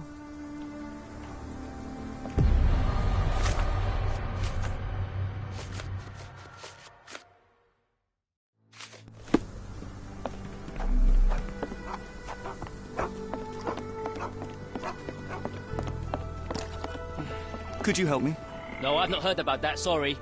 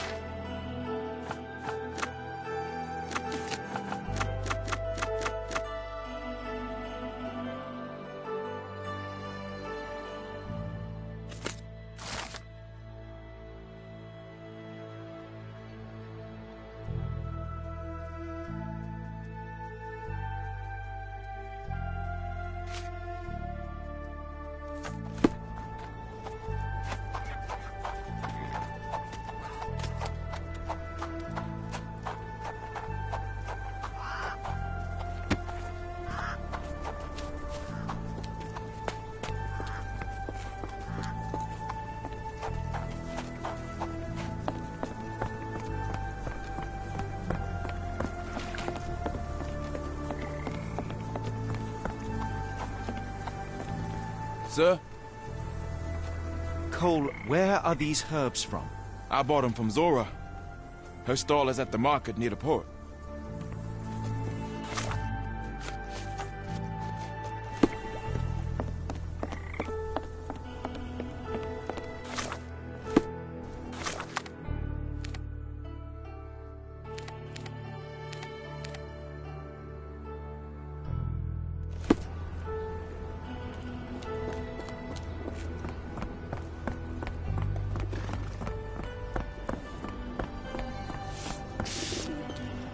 Can I ask you a question? I'm very sorry, sir, but I can't help you.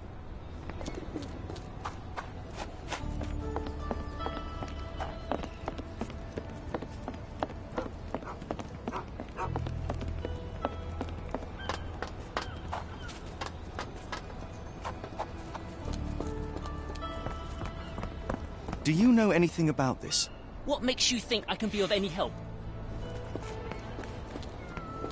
Yeah, I bet Zoro will kill her. Did you see how she rushed there? Fearsome woman. Yeah, I'm afraid for them Chinese and for anyone who messes with her. May I ask you something? I'm bone tired, but yeah, I'll help you.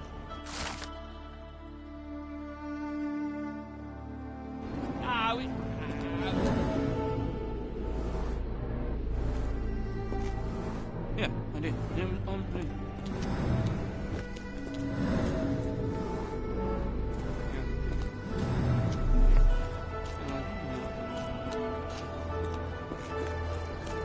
At least the weather is on our side.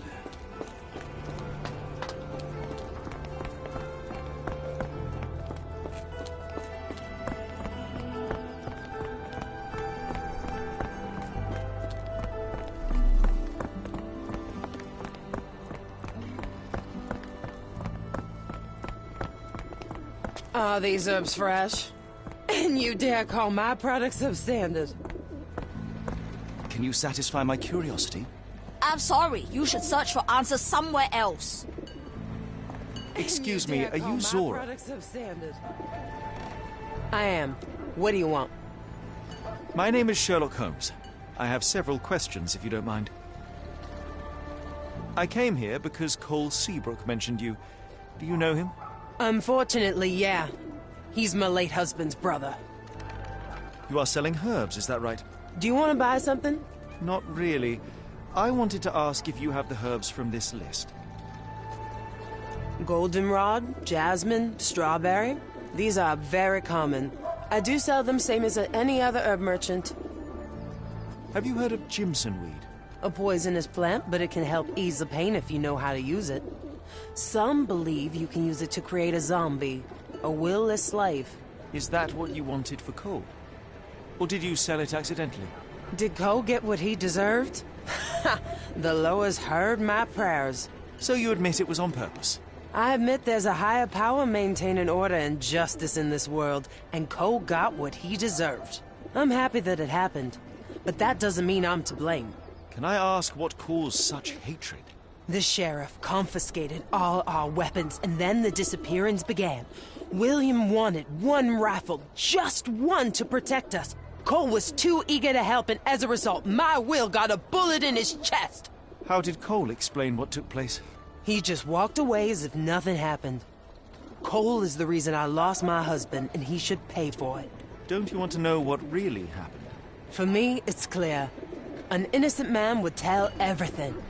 Only the guilty remain silent.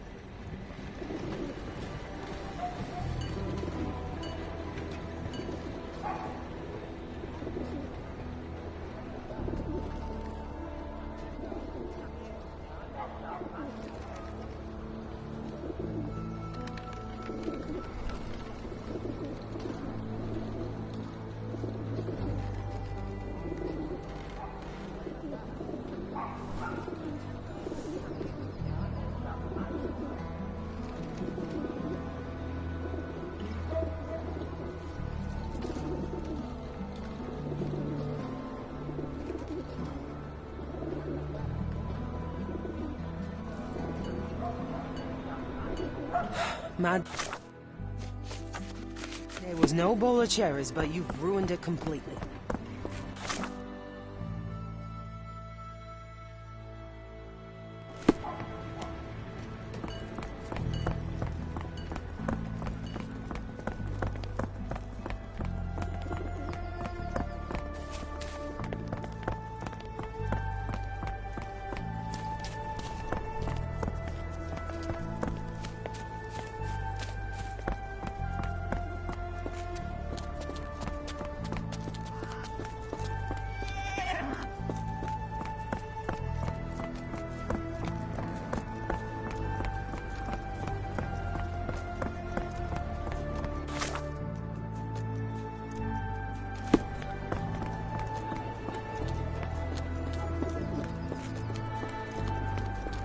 Help me, please.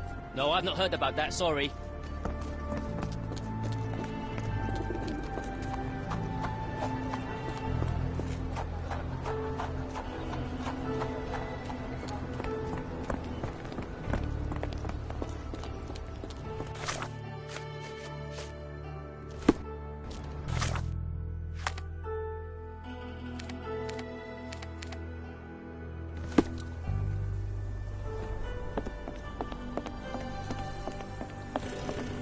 Sir? I've learned about your tragedy, Cole. My condolences. Zora told you, didn't she? Can you tell me what happened and why you feel guilty? My brother died. I'm alive, and William is not. That's why. Did you see who shot him? It was the bloody sheriff. I swear I saw him smiling. Tell me, what was the plan?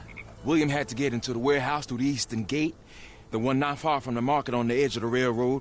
I hid behind the barrels. I was on the lookout. So what went wrong? William went in, then came back with a rifle. I saw him jump off the crate, and then bang! He was lying there dead. What happened next?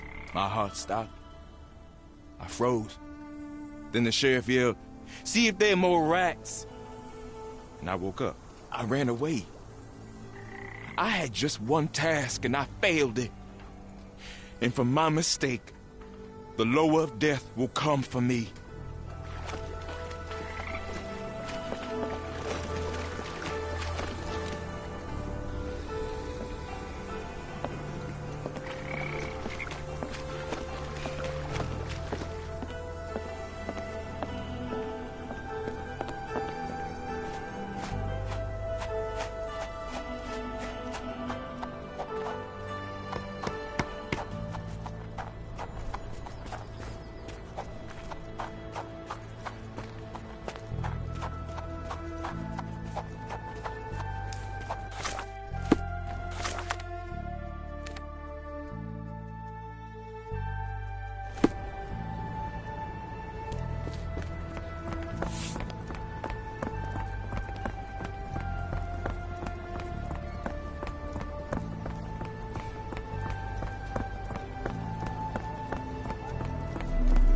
The warehouse eastern gate. According to Cole, it all started somewhere near the barrels.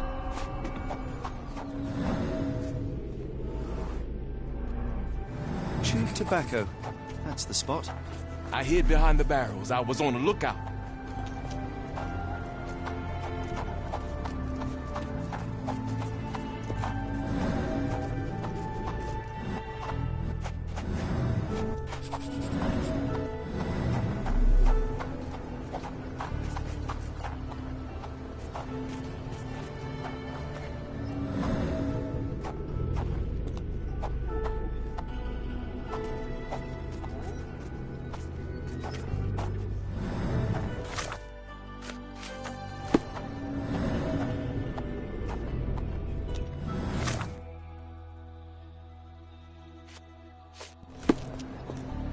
Hopefully we won't stumble upon the sheriff.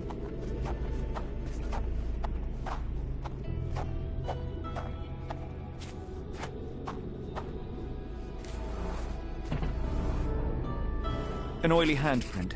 The substance has solidified. I assume that this is cosmoline with which the gun was lubricated. William went in, then came back with a rifle.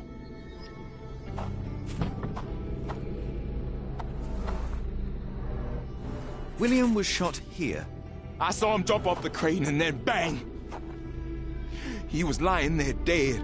The bullet went through him, and based on its velocity and mass, I would say the shooter was no more than 35 or 40 feet away.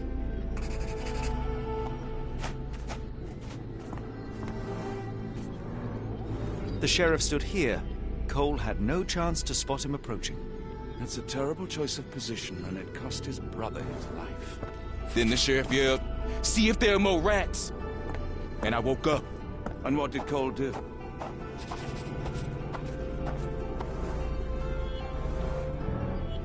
My heart stopped. I froze.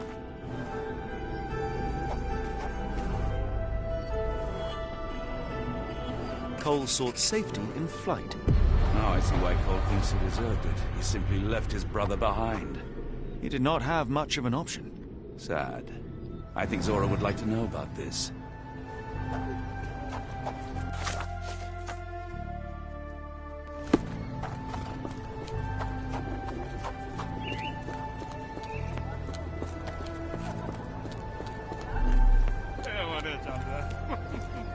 What do you want?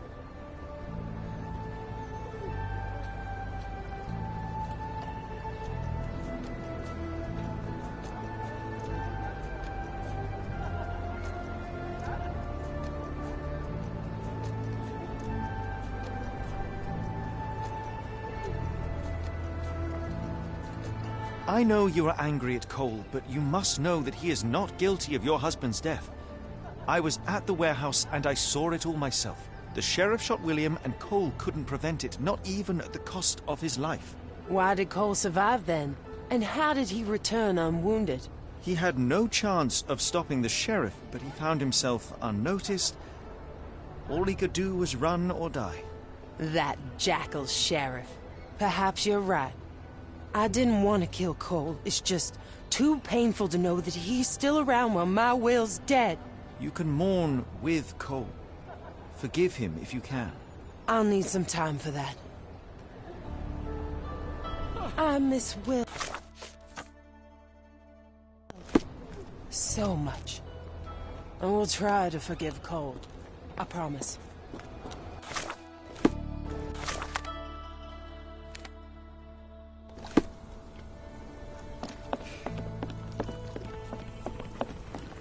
Sir? I have good news. No lowers are coming for you. You were poisoned. What? Zora sold you Jimson weed instead of jasmine. That was the cause of your hallucination. She wanted revenge. It doesn't change anything. Look, the lowers were guiding her. I deserved it. I went to the warehouse and I know what happened. You are not guilty of William's death. You had no chance of stopping the sheriff. Your only choice was to run or die. That was my purpose as a brother. But I failed William. I'm a coward.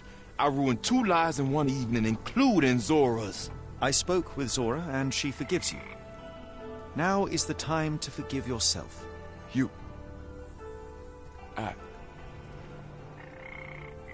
Thank you, sir. I'll try.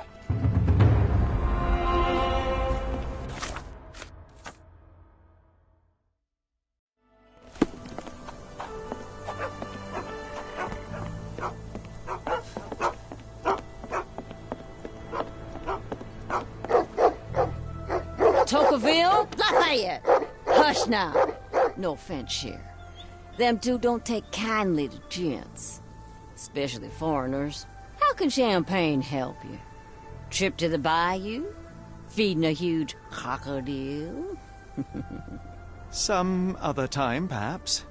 Word has it you know everything that goes on round these parts. Maybe. Maybe not. What you want to know? The bank in town recently purchased a valuable collection of gemstones from a wealthy man. What do you know of it? Sure. I hear everything. This time I tell you for free. Next time, you pay. Thank you. May have been 1, 2 weeks ago. Rich man's butler sold him some black opals. And this rich man is? Don't know his name, only that he from the French Quarter.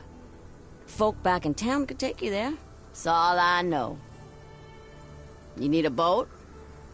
I hire 'em out for dollars. Or a bottle of you-know-what. Thank you for the offer and the help.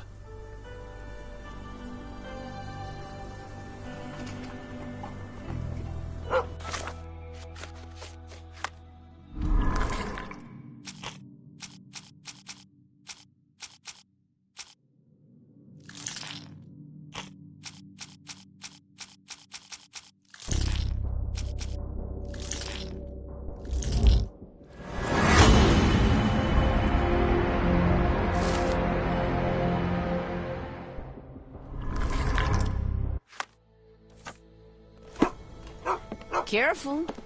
Nolans may look welcoming, but not ever smile. It's friendly.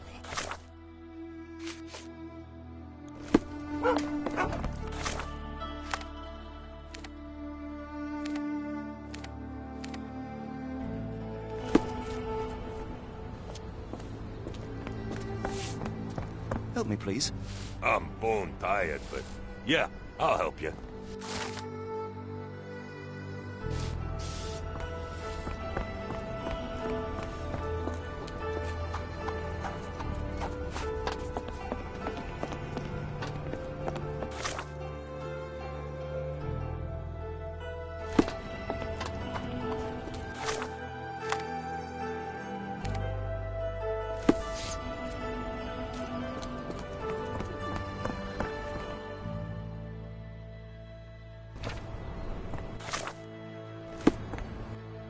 Got a spot in mind. French Quarter, and get us there fast.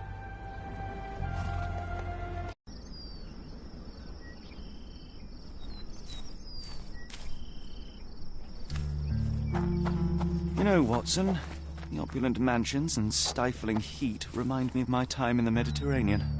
Cordona does sound rather magical. Do you think you shall ever return? I don't know. That place was home to some of my greatest memories and some of my lowest moments.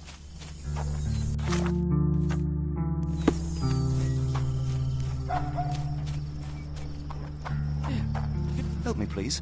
I'm bone tired, but yeah, I'll help you.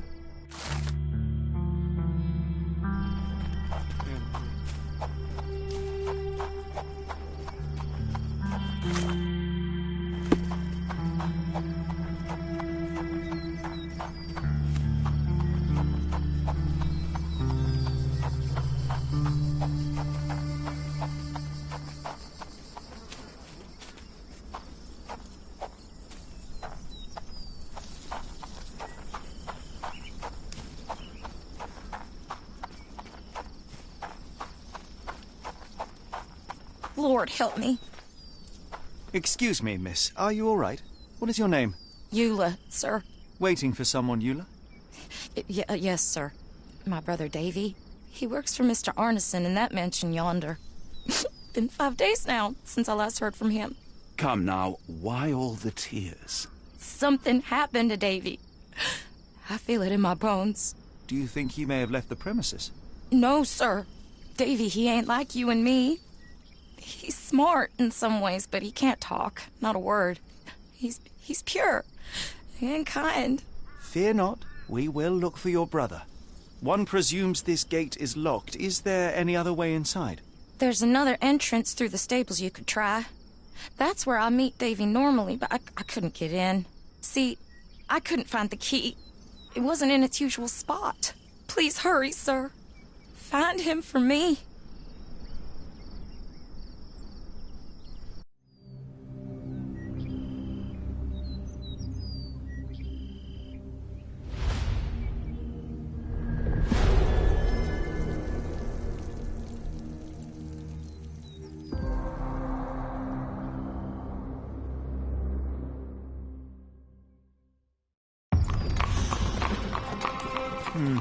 No way in.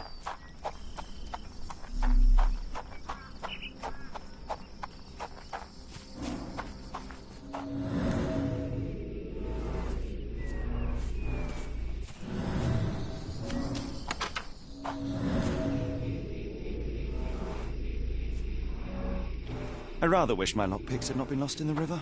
Along with all our clothes, books, tea.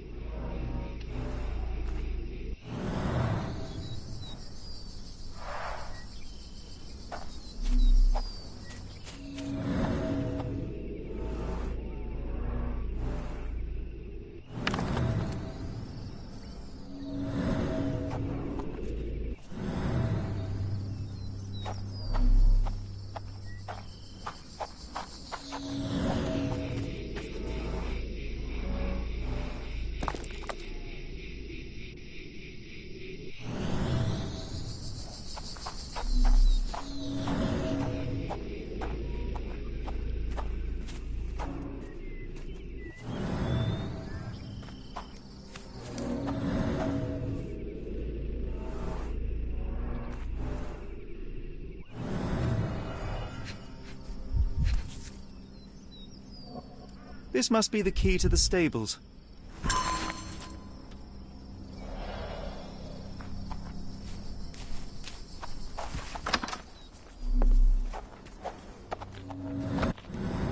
has been suffering for days. It's dehydrated, Holmes. Without water, it will die.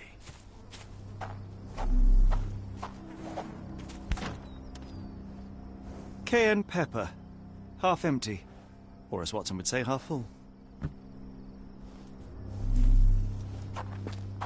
Mr. Arneson's cab is still here.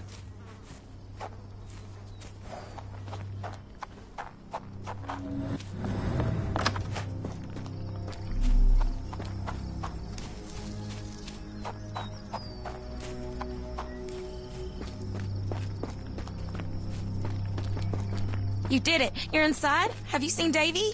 Not yet, miss, but we are on it. Please, look for my little brother. Sir, if you find Davy, please come tell me.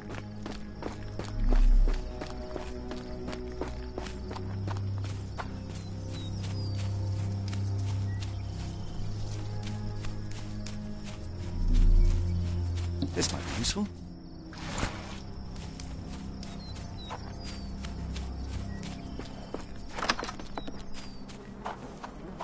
At least that's one life saved.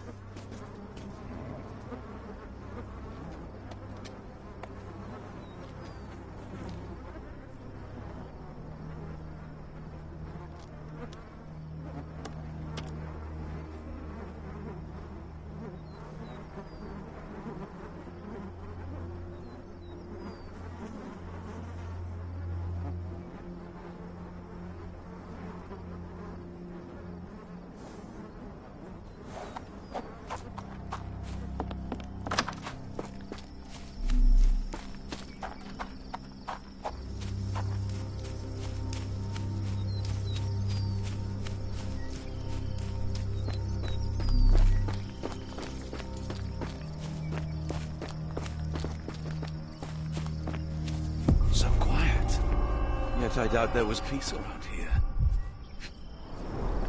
Size 10, the owner's footprints were shallow.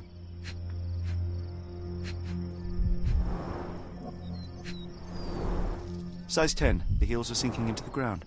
Look here, Doctor. 2 sets of footprints left by the same person, yet they vary in depth. What do you conclude? Perhaps they arrived empty-handed, but left carrying something heavy. Precisely. We'll make a detective of you yet, Watson. There's blood here. Ah!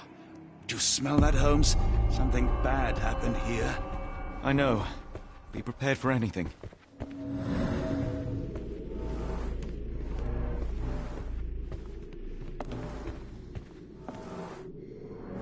A few drops of blood, but not from a mortal wound.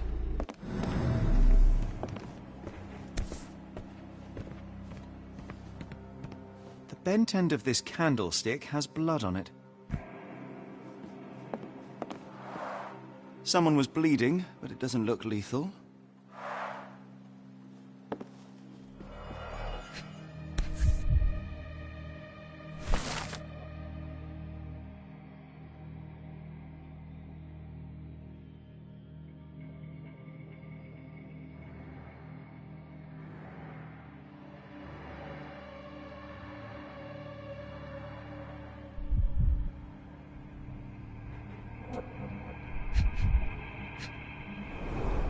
Burnt papers, now completely unreadable.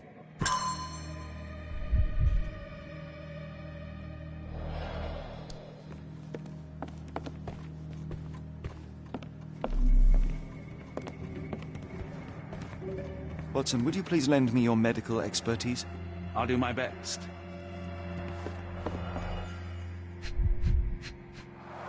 A deep stab reached the man's heart. Clean edges suggest a sharp blade, but the wound is too wide for an ordinary knife.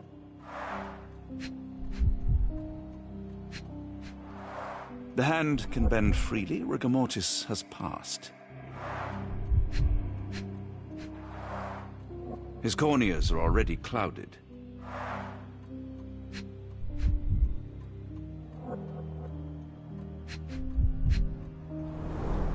Hay on his trousers suggests a gardener or groom.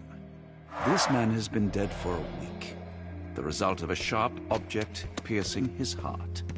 You are mostly right, but I would bet he died 5 days ago. Heat and humidity will have accelerated the decomposition. Mr. Arneson with his prey.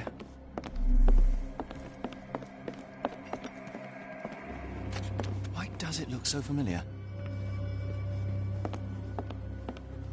I will need your help one more time, Doctor.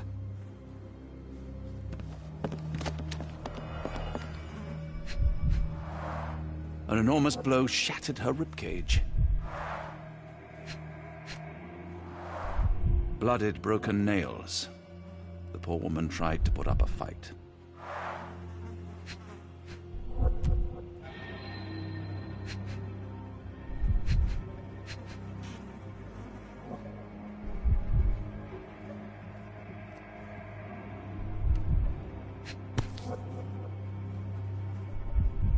Extremely sharp and deadly.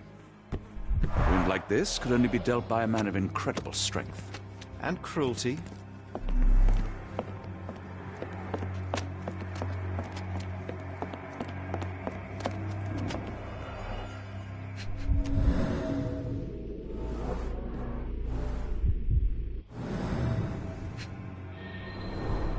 Tea for two. An odd glimpse of normalcy amid the horror. A used kitchen towel.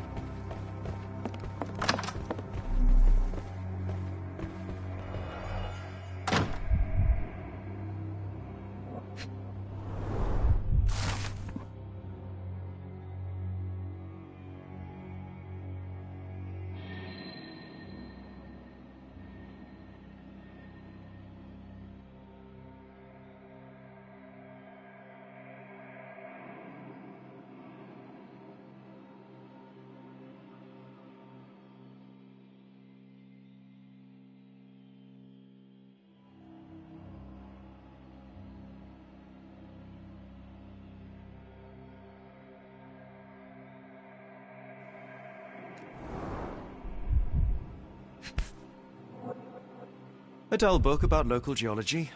Even I'd struggle.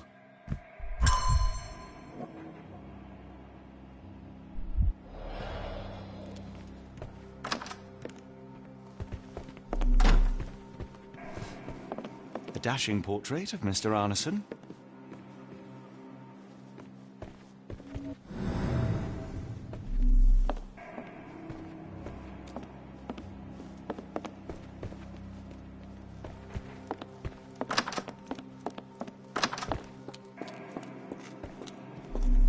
What I wouldn't give for a nice bath right now, Holmes.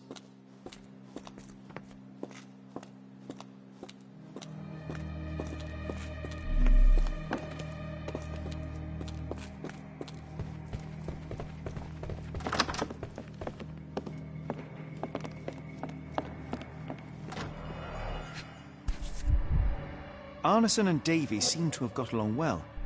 He looks more like a son than a servant. Arneson and Davy, 1881.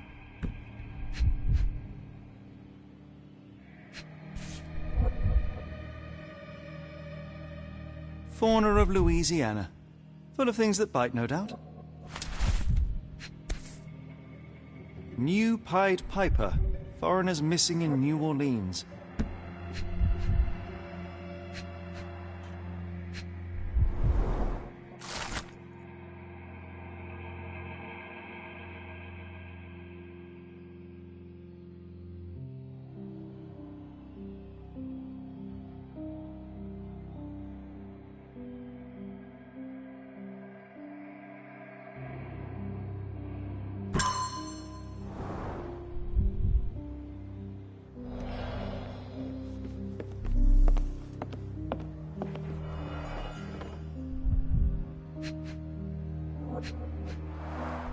Note the blade, Watson. A curved dagger, probably of Persian or Indian origin. 9 or 10 inches, I'd say.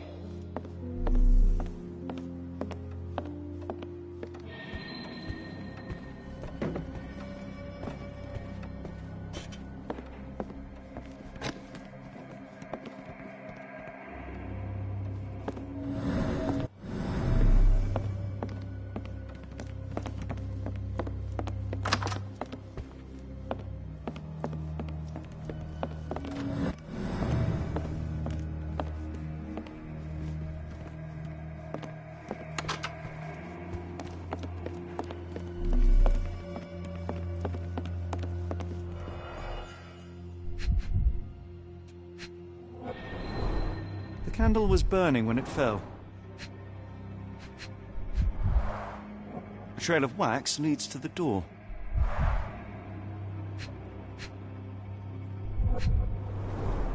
Someone smaller walked over these boot prints.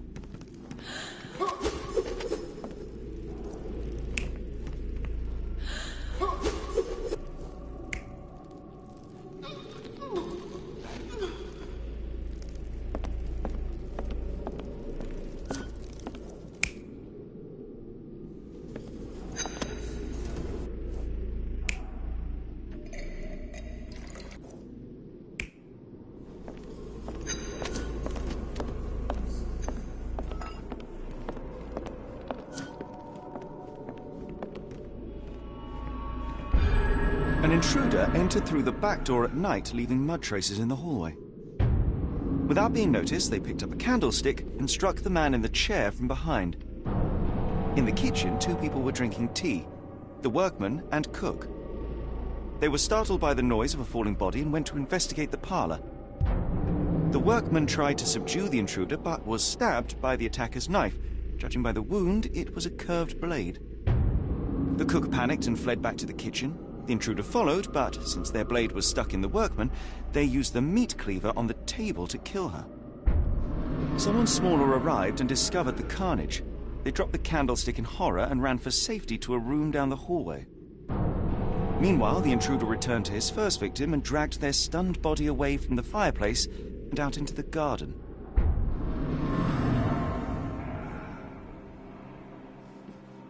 What horrors happened here?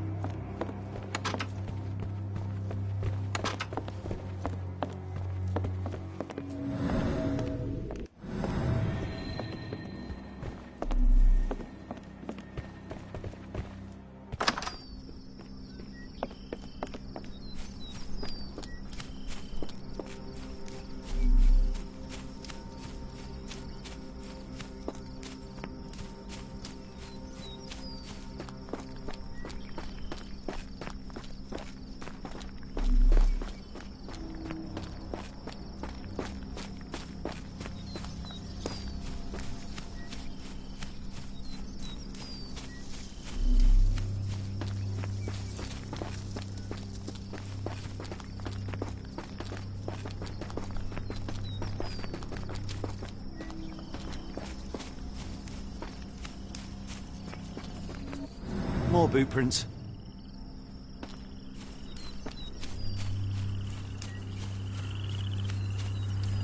More boot prints.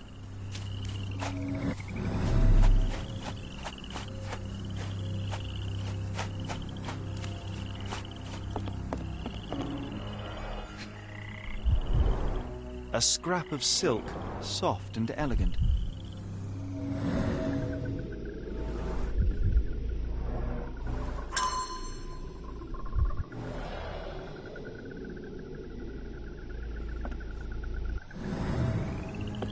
No sign of a boat.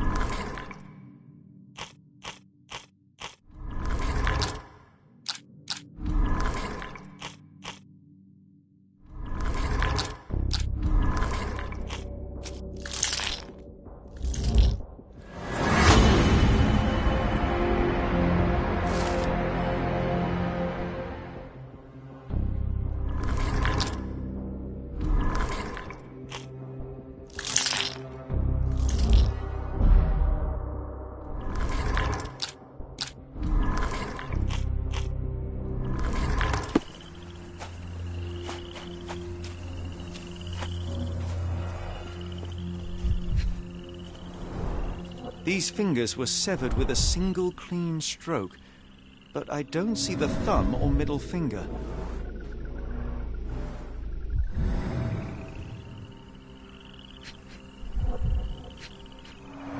Look, Watson, animal prints.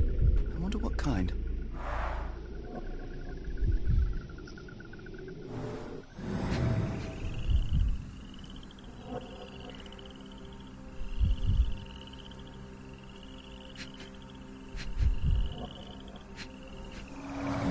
Boots, size 10.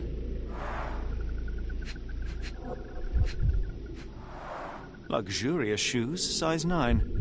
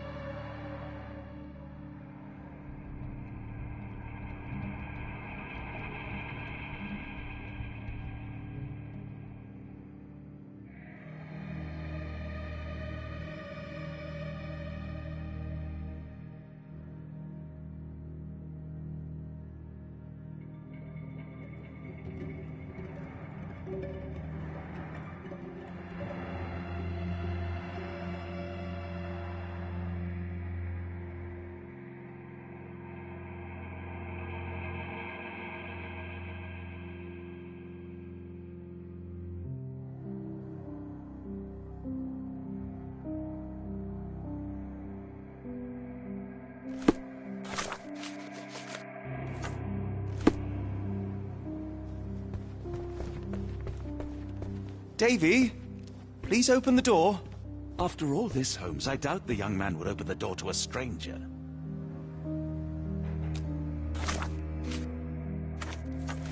Davy, please open the door.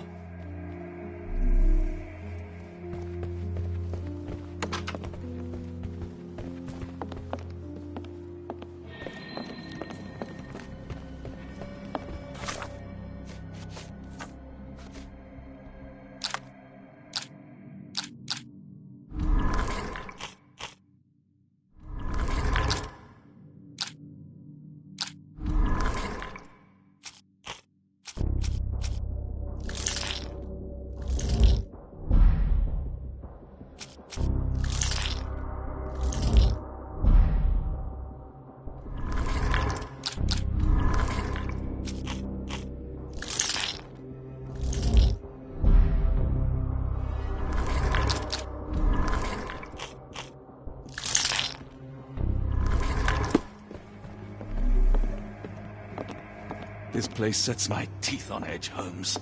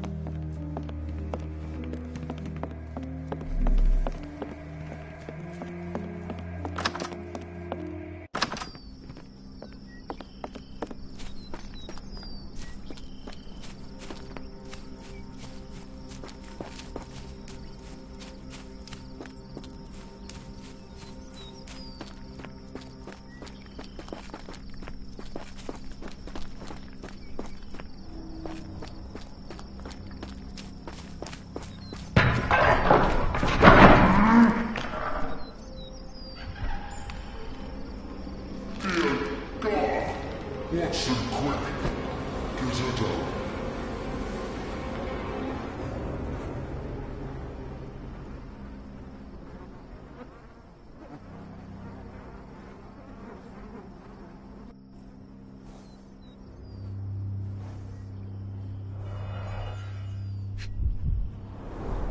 Ligature marks on her neck.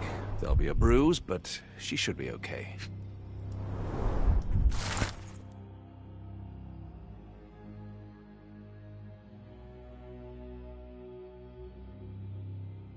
Doctor? Watson, speak to me. How is she? We were just in time, Holmes. Eula is stable, but lucky to be alive. We should take her to a hospital for a further examination. Yes. I fear I was wrong, Watson. The sheriff is not a man to be underestimated. To lynch an innocent woman just to send a message, it's evil. We're not safe in this city, nor is anyone around us. Then we must not dawdle. Help me get Eula to her feet. No, no. I will not leave here without Davy. Miss, please, we must get you help. No, I will not be deterred. I will get my brother and bring him home.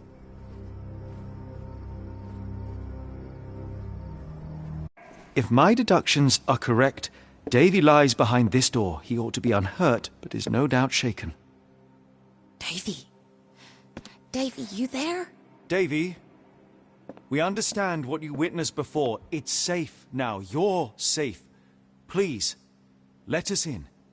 Your sister wants to see you. Everything will be all right. I promise. Yeah, them gentlemen speak the truth. Just open the door. Big sister's here for you.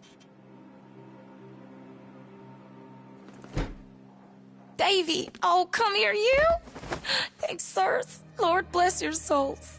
Let me examine him, miss. I want to make sure he is unharmed. Remember, he may be mute, but he still understands you.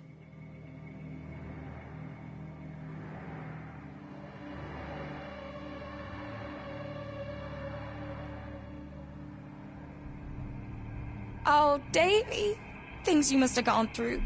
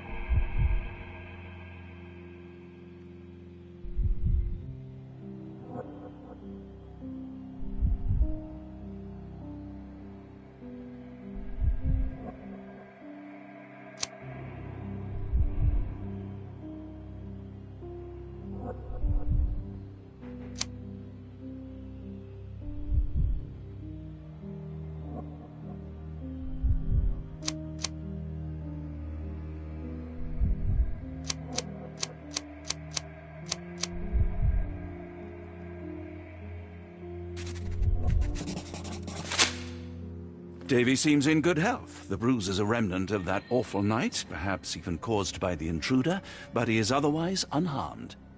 In fact, I believe life here was good for the boy. Arneson and the others cared for Davy. That may have allowed him to withstand such horrors. I need your help, Davy. We know that the man with the curved dagger is responsible for all this. You recognized the man, yes? The same one in the photograph in the office upstairs, standing with Arneson. Good. Please, write his name. And one last thing. The room with an image of a bell on its door may hold important answers. Do you know a way in?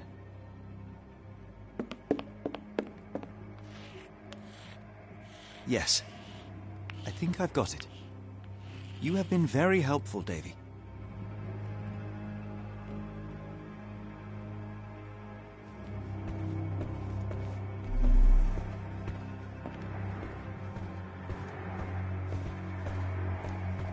Angels, sirs. Oh, yeah.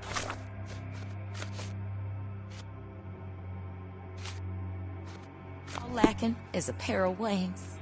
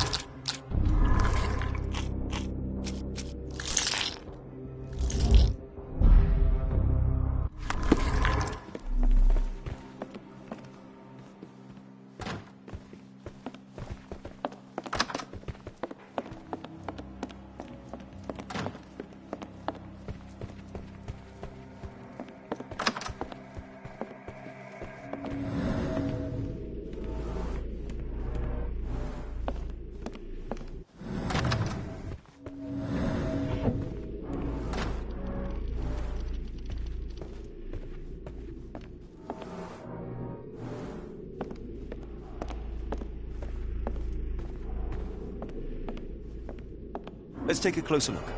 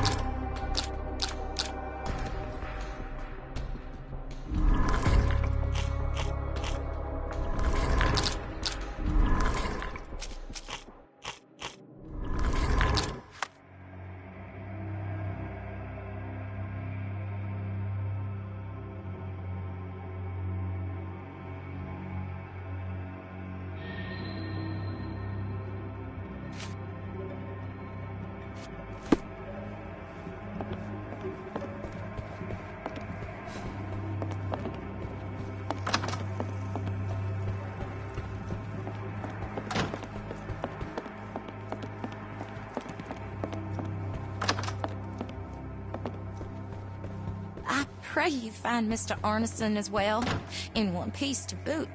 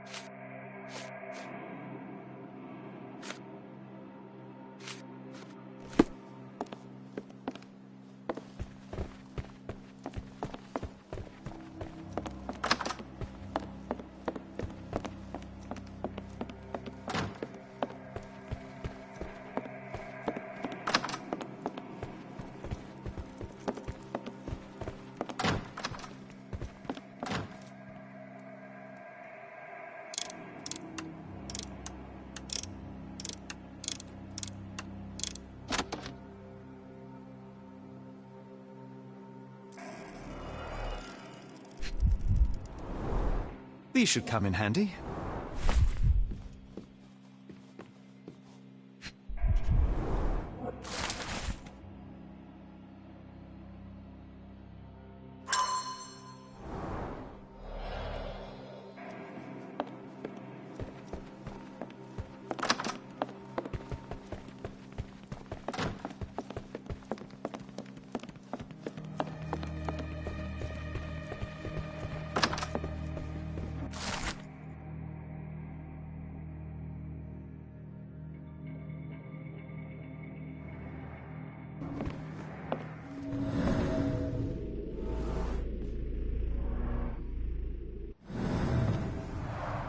A foreigner's clothes, by the looks of things from the Near East.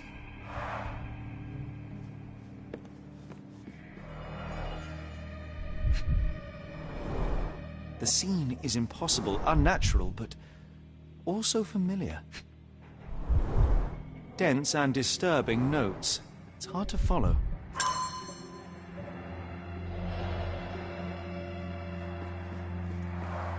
A foreigner's clothes, by the looks of things from the Near East.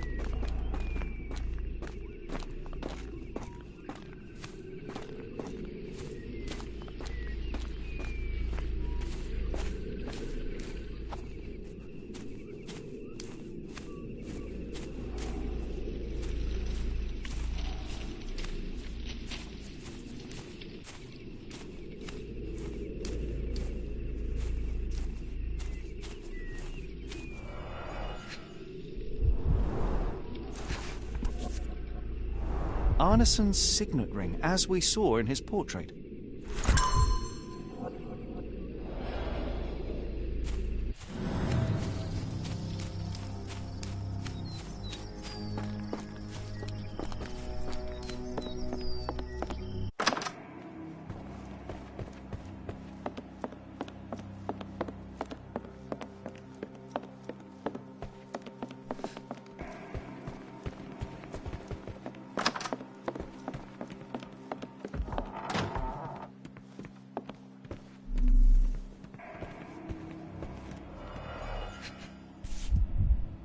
Well, isn't that interesting?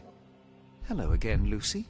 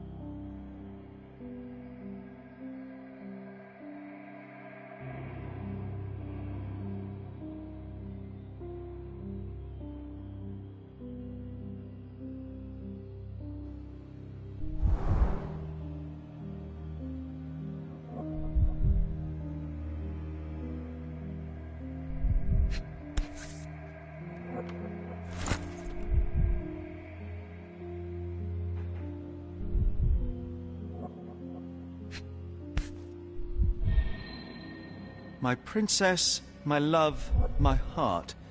Fitting words.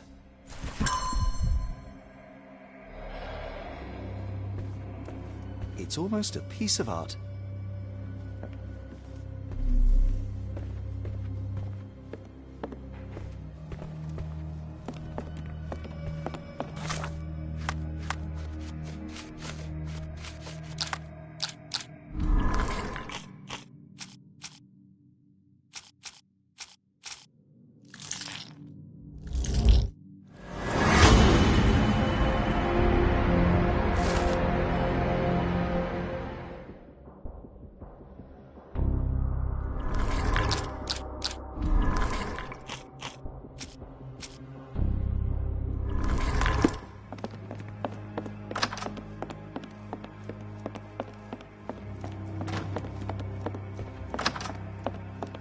Davy, we know that Ashmat is responsible for what happened here. We must catch him and hold him accountable. I know that you are scared, but you are also the only one who can help us. I believe Mr. Arneson showed you a cryptic telegram that was sent to Ashmat. You are an impressive boy with a phenomenal memory. Can you tell us the contents of that message?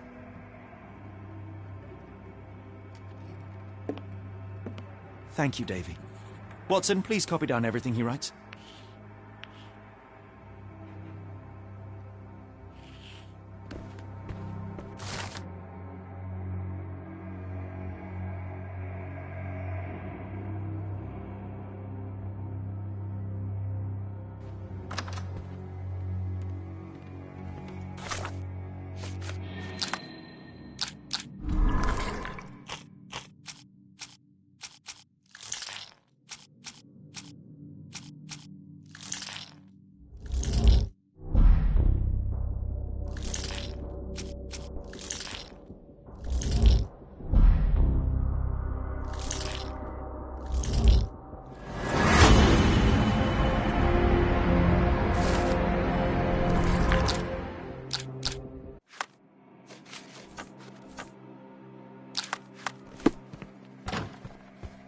When evil tries to knock us down, we get back up.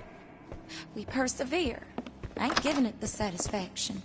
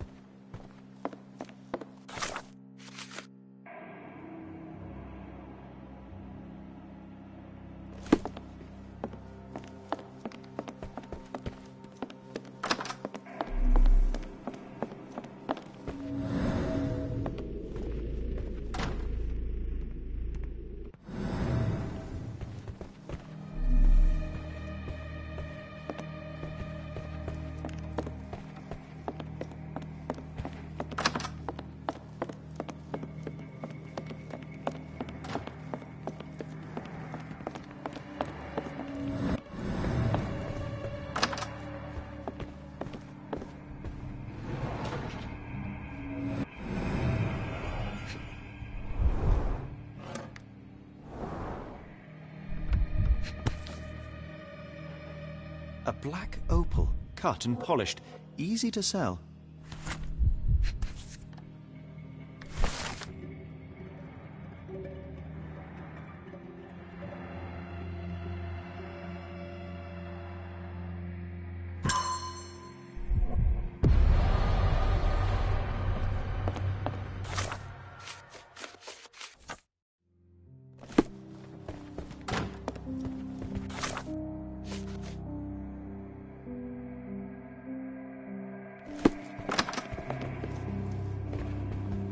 When evil tries to knock us down, we get back up.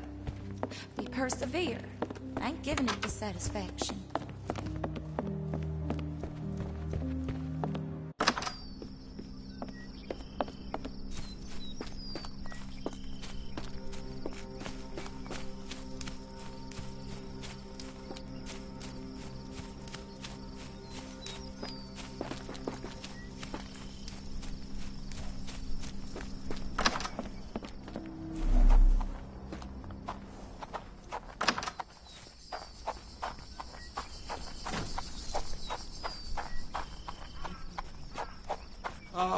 May I ask you something? You better ask someone else about that. I am company. Oh, you know.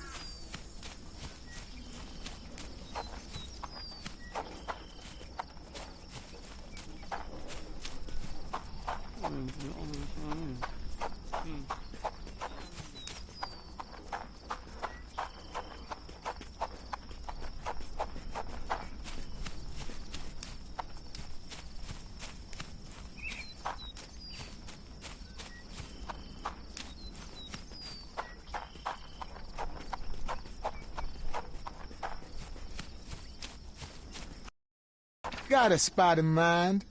New Orleans port, and quickly.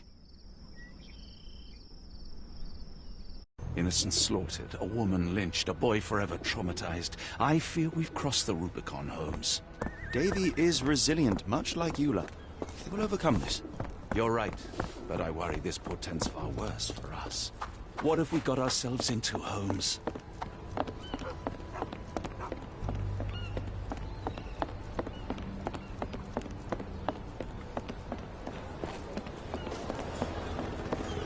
Who's your friend, Frank? We love a new face, and his is particularly lovely.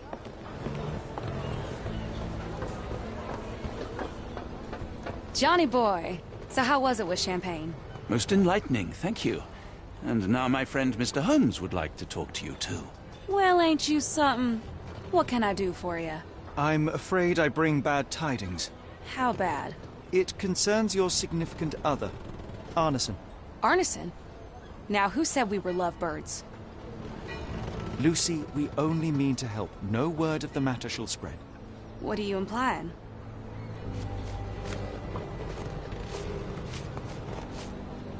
That ain't making no sense. Won't be making friends around here if you keep that up. Lucy, we only mean to help. No word of the... The man in this letter seemed ready to declare his feelings for you. Sounds like he was more than a client. It's part of the job. Men can say weird things when they think they're in love. This photo of you and Mr. Arneson suggests the feelings were reciprocated. Looking interested when with the client is part of the job, Mr. Holmes. I don't even remember the man. You mean to say you take pictures with everyone? If they ask nicely. And pay.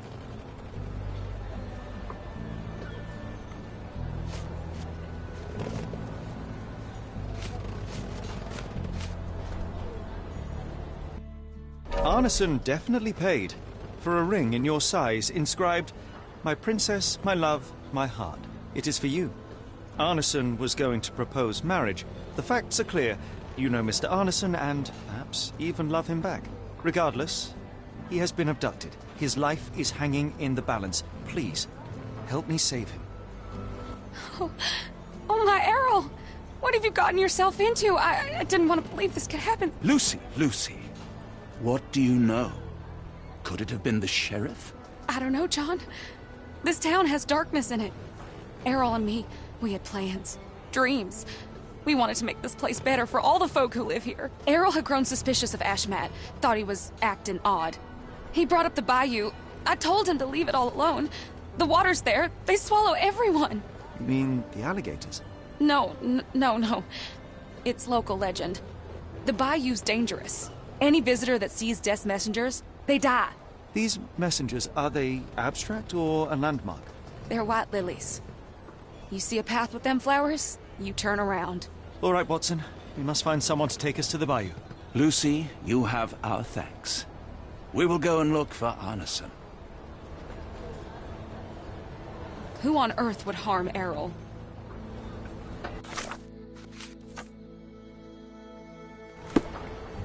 Wish I could do more.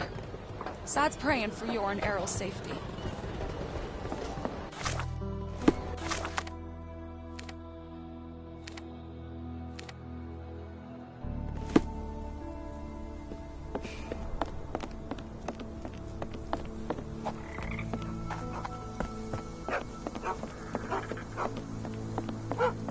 Hello again, and thank you.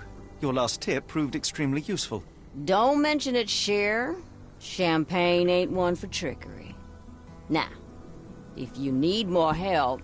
As it happens, we need to take a short trip through the bayou into the nearby swamp. Of course, you'd receive fair compensation. It's almost dusk, and only fools go into that swamp at night. Come back tomorrow. Champagne will take you then. That will not do. We must go now. It is of grave importance. I won't take you. But if you're crazy enough to go, I'll sell you the boat. Wouldn't you know it, I came across a bottle of your namesake. Will that be enough for a boat? It's warm. The bottle's dirty. But we got a deal.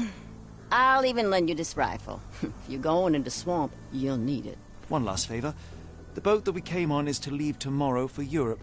Would you kindly relay a message to the crew for us? We may need them to hold their departure till 8 in the morning. Of course.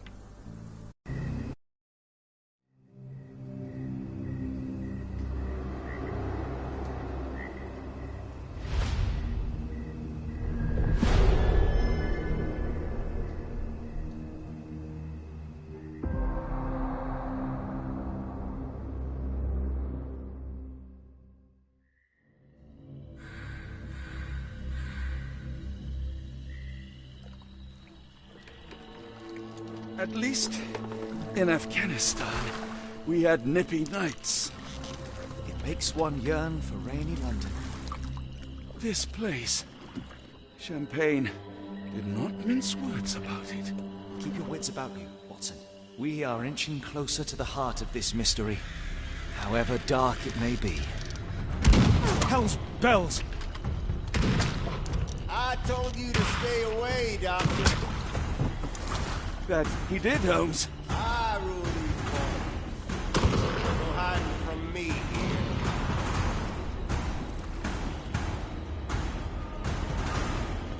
No case goes cold on my watch. Settle down, boys. Our friends are as good as gone. This is it, Watson. Our moment of truth.